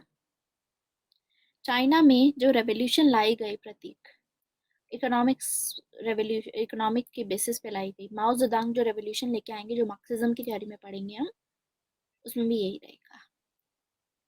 इकोनॉमिक्स, चाइना फ्यूडल सोसाइटी थी। फ्यूडल सोसाइटी जिसमें सारा कंट्रोल जो जमींदार थे उनके पास में था, तो जो उनके नीचे पीजेंट्स काम करते थे ना, तो पीजेंट्स मेजोरिटी में थे और पीजेंट्स का एक्सप्लॉयटेशन हो रहा था, और माओ जेडुंग खुद भी पीजेंट थे। तो इसीलिए वो, जैसे लेनिन ने मॉडिफाई किया, ऐसे ही ये भी मॉडिफाई करके अपने आइडियाज और रेवोल्यूशन लाने की बात करेंगे, और रेवोल्यूशन आएगा, कम्युनिस्ट रेवोल्यूशन आएगा।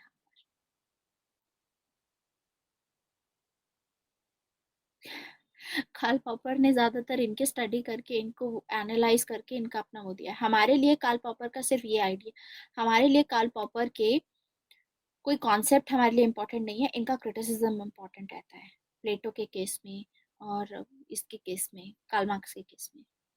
इसके अलावा हमें पढ़ना नहीं है कार्ल पॉपर। उन्होंने अपने भी कॉन्सेप्ट दिए, पर हमें नहीं पढ़ने हैं। ठीक है, हमारे सिलेबस का पार्ट नहीं है। So this is about Karl Marx. और अल्थुसर को भी हम कल ही देखेंगे। तो हमने देखा कि कार्ल मार्क्स को डिटर्मिनिस्ट बोलते हैं। डिटर्मिनिस्ट का क्या मतलब होता है? डिटर्मिनिस्ट का मतलब होता है कि ये इकोनॉमिक्स को डिटर्मिन करके उसी के बेसिस पे पूरा सोसाइटी को चेंज करने की बात करते हैं, एक ही चीज पे फोकस करके। That is determinist.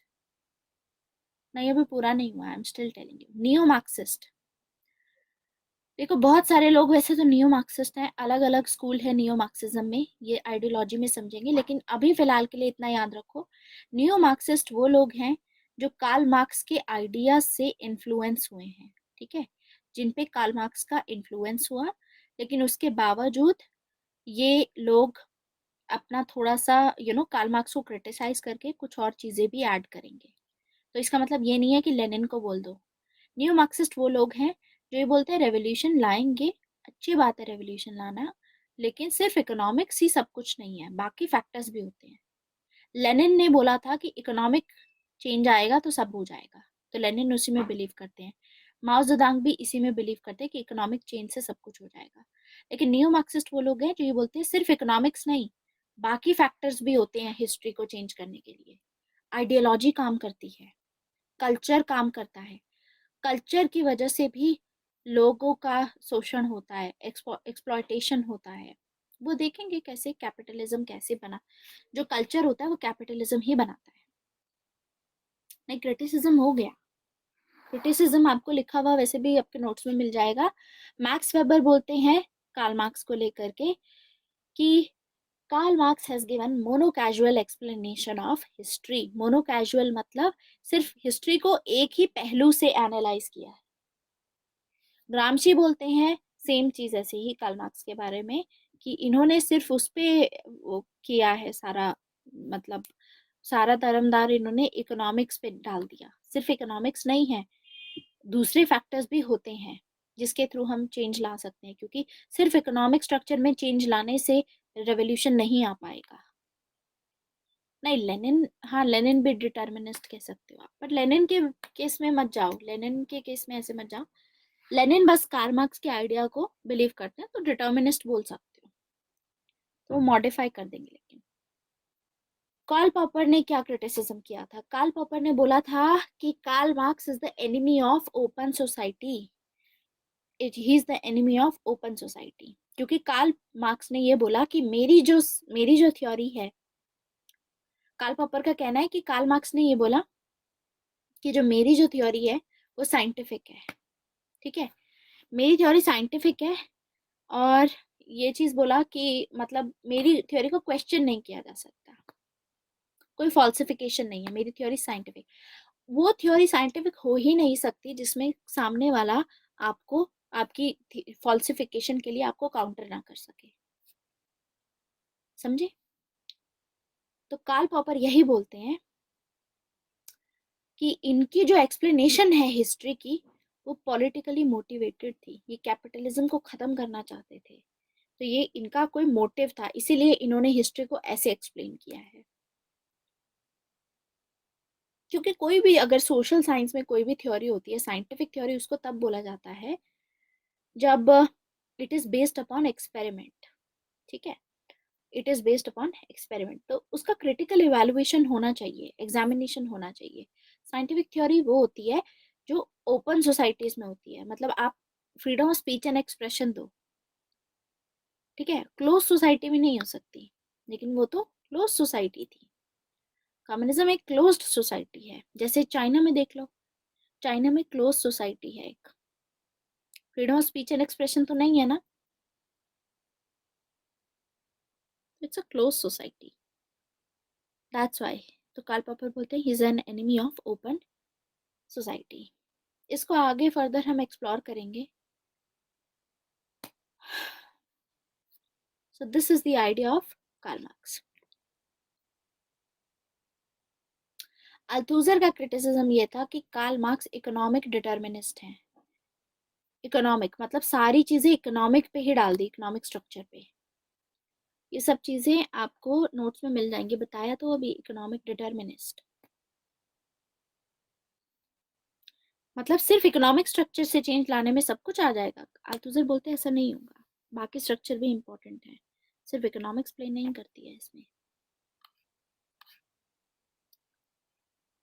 क्लियर? बाकी कैपिटलिज्म का कॉन्सेप्ट मैं आपको बता चुकी हूँ कि कैपिटलिज्म में की सैलरी कैसे दी जाती है। सैलरी ऐसे दी जाएगी ताकि आप अगले दिन काम कर सको आकर के। दूसरा ये बोलते हैं कि कैपिटलिज्म डिग इट्स ओन ग्रेव्स। तो जो माओइस्ट हैं इंडिया में वो ऑर्थोडॉक्स हैं, उनको हम ऑर्थोडॉक्स कैटेगरी में डालते हैं, क्योंकि वो रेवोल्यूशन लाने की बात कर रहे हैं। जो लोग रेवोल्यूशन की बात करते हैं वो लोग ये हैं, ठीक है, ऑर्थोडॉक्स होते हैं। Okay, so next is capitalism के बारे में एक चीज बोली इन्होंने कि कैपिटलिज्म जो है वो अपनी कब्र खुद ही खोद लेता है। कैसे? उसका एग्जाम्पल भी मैंने आपको काफी टाइम बता चुकी हूँ कि अगर आपने कोई इंडस्ट्री खोली, ठीक है, तो उसमें इंडस्ट्री में क्या होगा कि ये कैपिटलिस्ट है, इसने इंडस्ट्री खोली, बहुत सारे वर्कर्स काम करने के लिए आए, इसका ऑब्जेक्टिव होता है प्रॉफिट को मैक्सिमाइज करना। अब इसने प्रॉफिट मैक्सिमाइज करने की कोशिश की, तो अब क्या हुआ, आगे जाकर के इनका और ज़्यादा प्रॉफिट मैक्सिमाइज करने की कोशिश करेंगे। तो ये क्या करेंगे उस पर्पज से, ये अब टेक्नोलॉजी को परचेज करने की सोचेंगे, क्योंकि इनको पता है कि अगर हमने मशीन खरीद ली तो मशीन का तो मेंटेनेंस का बस कम पैसा लगता है मेंटेनेंस का, और एक वर्कर अगर 10 वर्कर मैं लगाता हूँ तो वो 10 वर्कर मिला करके 1000 पैकेट बना पाएंगे मैगी के। लेकिन अगर मैंने मशीन खरीद ली तो वो मशीन एक दिन में 10,000 पैकेट मुझको बना करके देगी, और ओवर द ईयर वही मशीन का मेंटेनेंस का कॉस्ट बहुत कम रहता है, और ओवर द ईयर कितने सारे पैकेट्स और कितना सारा प्रॉफिट।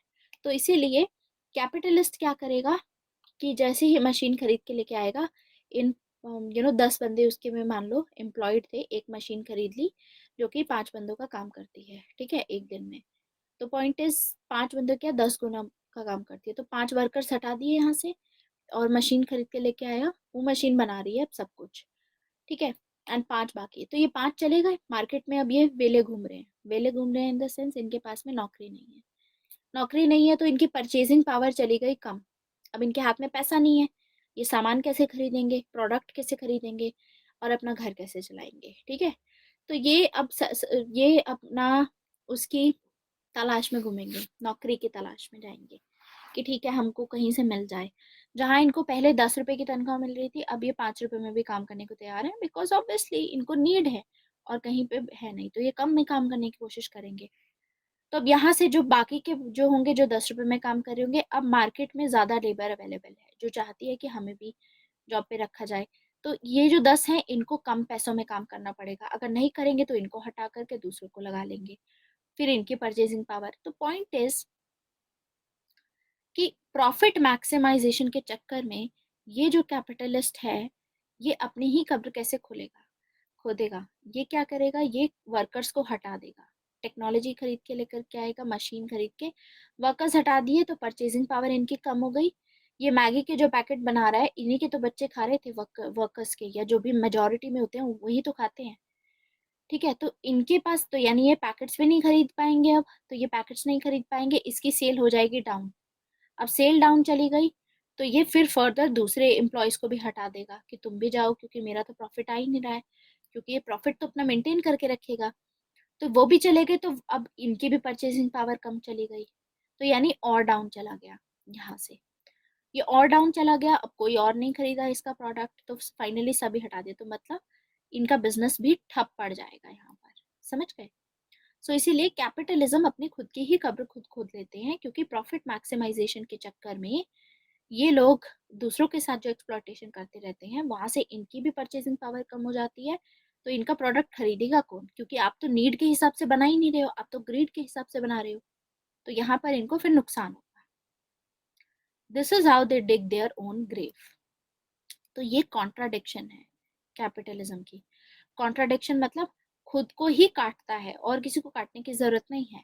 लेकिन उसके बावजूद कार्ल मार्क्स फिर रेवोल्यूशन लाने की बात इसीलिए करते हैं क्योंकि कार्ल मार्क्स ये बोलते हैं कि देखो आपकी अपनी भी तो कॉन्शियसनेस है ना, अपनी भी तो आपके एग्जिस्टेंस की कॉन्शियसनेस होती है।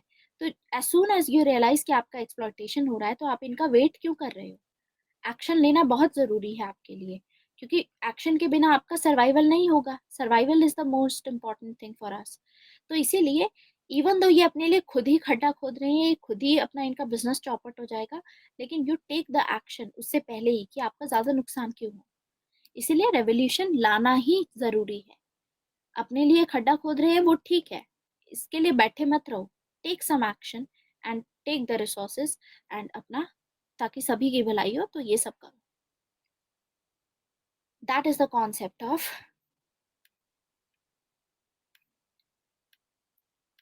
ये साइकिल है मतलब कैपिटलिज्म की। ऐसे अपने आप को ये खत्म कर लेते हैं। ठीक है, बाकी मैंने आपको बता ही दिया है कि ये लोग कितना तो पैसा ही देंगे और कितना नहीं देंगे। दूसरी चीज होती है इसमें, अल्थुजर का एक कॉन्सेप्ट आता है इंटरपलेशन का। अल्थुजर न्यू मार्क्सिस्ट है, कार्ल मार्क्स के आइडियाज से इन्फ्लुएंस थे। तो अल्थुजर कहते हैं कि हम जो सभी ह्यूमन बींग्स है ना, we all are interpellated human beings, मतलब हम इन्फ्लुएंस्ड हो रहते हैं, मतलब एक दूसरे से बहुत ही ज्यादा इन्फ्लुएंस हो जाते हैं। ठीक है, हमें बहकाया जा सकता है, मतलब इंटरपलेट किया जा सकता है, मैनिपुलेट किया जा सकता है।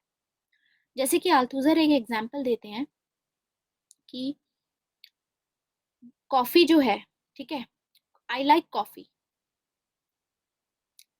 आई लाइक कॉफी, इसको नहीं पसंद है कॉफी, अल्थुजर को कॉफी नहीं पसंद है, लेकिन आई लाइक कॉफी ये इसके दिमाग में इतनी बार डाल चुके हैं, ठीक है, कि हमें कॉफी की जरूरत भी नहीं है। पहले कॉफी नहीं थी वर्ल्ड में तो क्या काम नहीं चलता था लोगों का, जब चाय नहीं थी कॉफी नहीं थी तो काम नहीं चलता था, चलता था। लेकिन आपके दिमाग में डाल दिया, जैसे कि आज के टाइम पे बच्चों के दिमाग में मैगी को लेकर के ये डाला जाता है कि मैगी या मैकडोनल्ड्स को लेकर के जो बर्गर्स होते हैं कि आई एम लविंग इट, और ये सब चीजें कि यम्मी एकदम टेस्टी मैगी होती है, बच्चों के दिमाग में डाल दी जाती है। आपको जरूरत नहीं है मैगी की, फिर भी आप, आज दुनिया मैगी क्यों खाती है, मैगी के पैकेट्स क्यों खरीदते हो आप लोग। रीजन ये है कि आपके दिमाग में डाला गया, आपको मैनिपुलेट किया गया है। हम सभी जो ह्यूमन बींग्स हैं इन्फ्लुएंस होते हैं, हमें मैनिपुलेट किया जा सकता है। तो इंटरपलेशन का जो कॉन्सेप्ट होता है ये बोलता है कि जो कैपिटलिज्म है ये हमको इंटरपलेट करता है। पहली चीज बोलते हैं कि 2 मिनट में मैगी बोलते हैं, जबकि 2 मिनट में बनती नहीं है, 10 मिनट लगते हैं उसको बनने के लिए। लेकिन ऐसे बोला गया कि 2 मिनट में बन जाएगी, बस 2 मिनट का काम है, बस इसीलिए लोग खरीदते भी हैं कि 2 मिनट में बन जाएगी, कुछ करना नहीं है, और खाओ और बस सो जाओ, टाइप ऑफ थिंग। तो बहुत सारे वर्किंग प्रोफेशनल जो होंगे जो अपने घर से दूर रहते हैं, आधे से ज़्यादा टाइम वो मैगी खाते हैं, ठीक है, और खुद तो कुक क्या ही करेंगे, या टिफिन मंगाते हैं, उसमें भी मन नहीं करता तो मैगी खाते हैं। हॉस्टल्स में जो बच्चे होते हैं वो ये खाते हैं। तो पॉइंट इज कि दिस इज व्हाट हैपेंस, कि आपको मैनिपुलेट किया जाता है, इंटरपलेट किया जाता है। ठीक है, तो मैगी के पैकेट हमको जरूरत नहीं है, हमको तो हमारे पास खाना है, हेल्दी खाना है, उल्टा हमारे पास हेल्दी खाना है। लेकिन हमारे को ऐसे इंटरप्रेट किया जाता है, कैपिटलिज्म हमारे दिमाग में डाल देता है कि यू लाइक दिस थिंग, जैसे कि स्टारबक्स, ओवररेटेड, ओवररेटेड। स्टारबक्स है, लोग जाते हैं वहां पे 300 रुपए की कॉफी पी करके आते हैं, ठीक है। And if you look at the test, we look at the test, और वो ये सब चीजें बहुत ही घटिया होती है। Exactly exactly. ठीक है। So what we see is कि उसके बावजूद लोग क्या है, कैपिटलिज्म के चलते what they do is they go to Starbucks, they purchase that, पीने की कोशिश करते हैं, and they take a picture of it and put on Insta और maybe here and there, whatever is the case. तो हर किसी के साथ है, this is what is happening. So this is interpellation. ये क्रिटिसिज्म से related नहीं है, ये कार्ल मार्क्स के ही आइडिया से रिलेटेड है, थोड़ा सा इन्फ्लुएंस थे। तो ये बोलते हैं कि कैपिटलिज्म के कि कैसे कैपिटलिज्म हमको एक्सप्लॉइट कर रहा है, ठीक है। So this is what is happening. तो मैगी हो, मैकडोनल्ड्स हो, स्टारबक्स हो, a lot of things are there जिनकी हमें असलियत में ज़रूरत नहीं है, लेकिन हमारे दिमाग में डाल दिया over and over the time. जैसे कि इंडिया में ये भी डिबेट चलती है फेयर एंड लवली से रिलेटेड, ठीक है, कि इंडिया का जो भी आपका जो नेचुरल कलर है, you should take pride in it. लेकिन क्या डाला जाता है कि आप गोरे हो जाओगे, और इस चीज पे ध्यान दिया जाता है, ठीक है, और ये बार बार किया जाता है। ऐसी चीजें दिखाई जाती हैं कि जो लड़की काली होती है उसकी जिंदगी में कुछ हो नहीं रहा होता। आपने ऐड देखी होगी कि अल्टीमेटली उसकी लाइफ में सक्सेस नहीं होता, जस्ट बिकॉज कि वो गोरी हो गई सक्सेस आ गया उसके पास में, ठीक है, she got a job and everything. So ये जो चीजें हैं ऐसे अफेक्ट करके, जो लोग एजुकेटेड नहीं है उनको नहीं समझ में आता इसके पीछे का concept, and what they do is they purchase those things. तो आपको पता है अर्बन एरियाज में फिर भी लोग फेयर एंड लवली नहीं खरीद रहे होंगे, रूरल एरियाज में मैक्सिमम पॉपुलेशन क्या खरीदती है, फेयर एंड लवली, मैक्सिमम। तो ये जो पूरा बिजनेस कहाँ से चल रहा है, वहां से चल रहा है। So this is what they exploit you in this way. तो ये कॉन्सेप्ट है अल्थुजर का, जिसमें ये बोलते हैं कि आज के टाइम पे जो वेस्टर्नाइजेशन है, जो वेस्टर्न कॉन्सेप्ट है, इस तरीके से हमारे दिमाग में मिक्स कर दिया है, ब्लेंड कर दिया है कि हमको पता ही नहीं है, we don't actually like it, हमें उसको जरूरत भी नहीं है, लेकिन हम पे डाल दिया कि नहीं आपको ये पसंद है, करो ये चीज, this is what you like, ठीक है। हाँ ये तो हेल्पफुल है, इसीलिए तो ये नियो मार्क्सिस्ट है, नियो मार्क्सिस्ट है, ये कैपिटलिस्ट की एक्सप्लॉइटेशन को फर्दर बता रहे हैं, ठीक है, फर्दर बता रहे हैं ये। तो यही बोलते हैं कि आज के टाइम पे हम क्या बोलते हैं, वेस्टर्न कंट्रीज में हम बोलते हैं कि वेस्टर्न जो कंट्रीज हैं वो तो डेवलप्ड कंट्रीज हैं, कि ऐसे बोलते हैं ना कि हम यार वो तो बहुत डेवलप्ड कंट्री है, वहाँ पे इतनी सफाई है, हमारे इंडिया में तो कूड़ा कचरा बचा हुआ है, और मतलब वहाँ पर तो ये चीज़ का लॉ है, क्या वहाँ पर इतनी एडवांसमेंट है, इस तरीके से हम बात करते हैं। तो वेस्ट में जो अगर आप डेवलपमेंट देखोगे वो ट्रू डेवलपमेंट नहीं है। वेस्ट में जो डेवलपमेंट हो रही है वो असली डेवलपमेंट थोड़ी ना है, क्योंकि इनकी डेवलपमेंट क्या हुई, इन्होंने अपने एनवायरमेंट को कितना नुकसान पहुंचाया है, जिसकी वजह से CO2 एमिशंस बढ़े, कार्बन डाइऑक्साइड के एमिशंस, जिसकी वजह से क्लाइमेट चेंज हो रहा है। तो क्या सही मायनों में ये डेवलपमेंट है? नहीं, that is not true development, और हम इसी को चेज कर रहे हैं। India wants to become a developed country, this is what we say, हम इसी को तो चेज कर रहे हैं, वेस्ट को चेज कर रहे हैं हम। क्यों? क्योंकि कैपिटलिज्म इस टाइम पे डोमिनेंट है, लिबरलिज्म जो है वो डोमिनेंट है, ये सस्टेनेबल नहीं था। लेकिन तो यही कहना है अल्थुजर का कि जो वेस्टर्न कंट्रीज में डेवलपमेंट देखने को मिलती है उसमें एक तो एनवायरनमेंट को इन्होंने नुकसान पहुंचाया है, इनफैक्ट अपने लोगों को भी इन्होंने काफी एक्सप्लॉइट किया है, अपने लोगों को नहीं, सभी लोगों को। अफ्रीका के लोगों को देखो, अफ्रीका से ये अभी भी एक्सप्लॉइट कर रहे हैं, न्यू कॉलोनियलिज्म जो चल रहा है, वहां से रॉ मटेरियल्स लेते हैं, अपने वहां पर जाकर के बनाते हैं और मैन्युफैक्चर करके सेल करते हैं, सारा प्रॉफिट उनका। This is what we see. Middle East में भी एक्सप्लॉइट कर रहे हैं ये लोग, वेस्टर्न कंट्रीज, यूएसए के जो पॉलिसीज हैं मिडल ईस्ट में, सबको पता है कि क्या हो रहा है। तो जो पुअर क्लास है वहां की, वो भी एक्सप्लॉइटेड है, उसके बावजूद हम वो डेवलपमेंट चेस कर रहे हैं जहां पर वो एक्सप्लॉइट कर रहे हैं दूसरों को। सो देयरफॉर ये बोलते हैं आल्थुजर कि लिबरलिज्म अब धीरे धीरे यू नो विदर अवे होता जा रहा है, एंड वेलफेयर स्टेट का कॉन्सेप्ट जो आया, जब जो लिबरलिज्म था पहले, हमने देखा कि इतना एक्सप्लॉयटेशन बढ़ गया, तो इन लोगों ने क्या किया, उसको अडेप्ट कर लिया। इन लोगों ने वेलफेयर स्टेट का कॉन्सेप्ट डाल दिया कि कैपिटलिज्म तो चलता ही रहेगा, साथ में स्टेट अब थोड़ा पुअर सेक्शन के लिए भी काम कर देगा। लेकिन ये कोई परमानेंट सोल्यूशन नहीं है।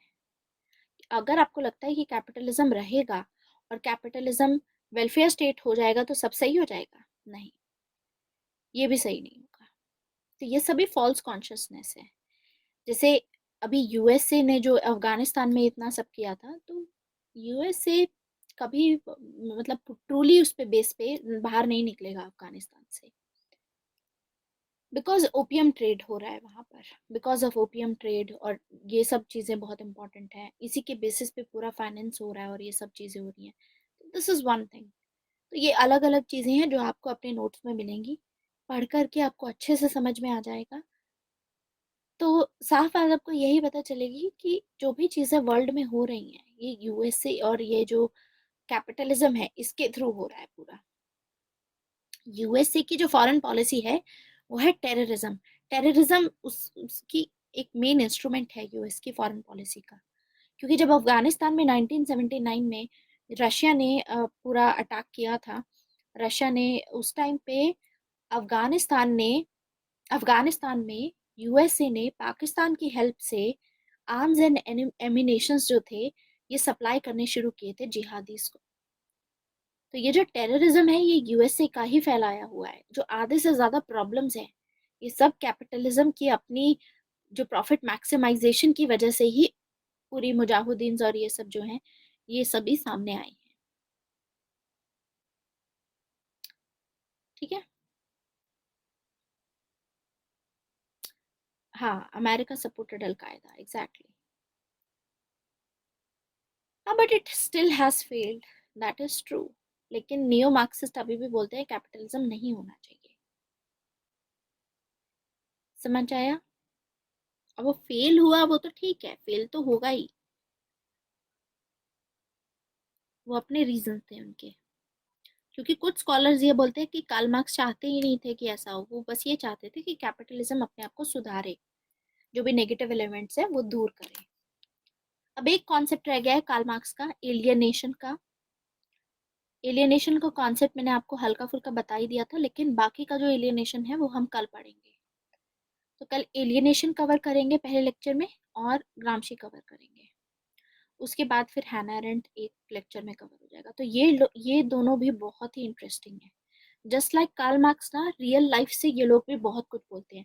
जैसे हिटलर ने जो किया था जर्मनी में, उसको लेकर के हैना अरेंट ने बहुत बहुत अच्छी अच्छी चीजें, बहुत अच्छी बातें, बहुत अच्छा एनालिसिस दिया है।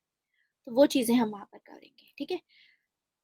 फासिज्म और ये सभी बाकी आइडियोलॉजीज में अभी जो पॉलिटिकल थिंकर्स हमारे कवर होंगे, आगे जब हम आइडियोलॉजी शुरू करेंगे साथ में सब चीजें कनेक्ट होंगी, जो पूरे वर्ल्ड में होता रहा वो सब चीजें कनेक्ट होकर के हम पढ़ेंगे। तो this is a very interesting subject, you just have to do the revision. ठीक है, कनेक्ट कर पा रहे होगे सारे आइडियाज, लेकिन इम्पॉर्टेंट इज द कीवर्ड्स। जो भी इंटरपलेशन मैंने बोला उसका मतलब याद रखो। कॉन्शियसनेस कौन से टाइप की, क्लास इन इटसेल्फ का क्या मतलब है, फॉर इटसेल्फ का क्या मतलब है, ये करना है आपको, ठीक है। तो आपका western political thought by the end of this month 31 अगस्त तक टिप्स पे होना चाहिए। रिवीजन स्टार्ट कर दो, अपनी एक एक चीज पढ़नी स्टार्ट कर दो। वीडियोस पहले देखो, 3 से 4 बार वीडियोस देखो। मैं ये नहीं बोल रही हूँ कि आप कॉपीज में जाओ, कॉपीज में जो लिखा हुआ है वो भी करने की जरूरत नहीं है फिलहाल। जो कॉन्सेप्ट आपको क्लास में बताया गया है, एक एक बात आपके दिमाग में होनी चाहिए। If I ask you something you should know what I am talking about. That's what I want more from you, क्योंकि कॉपी में तो ऑलमोस्ट सेम ही है, तो अगर आप 2-3 बार पढ़ोगे तो वो आपको ऑटोमेटिकली हो जाएगा। ठीक है। हाँ, फुल पीडीएफ पढ़ना है, कुछ छोड़ना नहीं है, सिर्फ पीडीएफ ही पढ़नी है, बुक्स नहीं पढ़नी है आप लोगों को। फॉर हिंदी मीडियम उन लोगों को, क्योंकि नोट्स नहीं है, तो उनके लिए भी आई एम थिंकिंग कि देखते हैं, ग्रुप में बात करते हैं उस बारे में। ठीक है, एडिशनल पीडीएफ की भी अभी फिलहाल ये कंप्लीट करो, आपके पास उसके बाद टाइम रहता है तो फिर देखेंगे। अभी फिलहाल ये भी नहीं कंप्लीट होगा, तो पहले ये कंप्लीट करके आओ। Yes Umang, what is your question? Group link देती हूँ मैं आपको, wait a minute.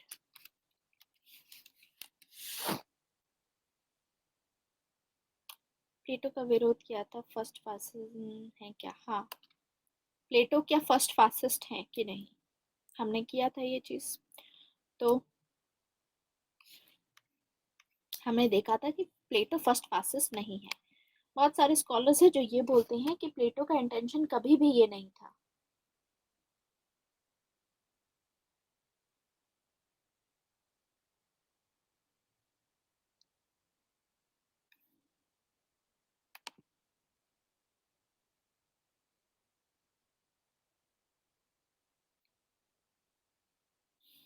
Wait a minute.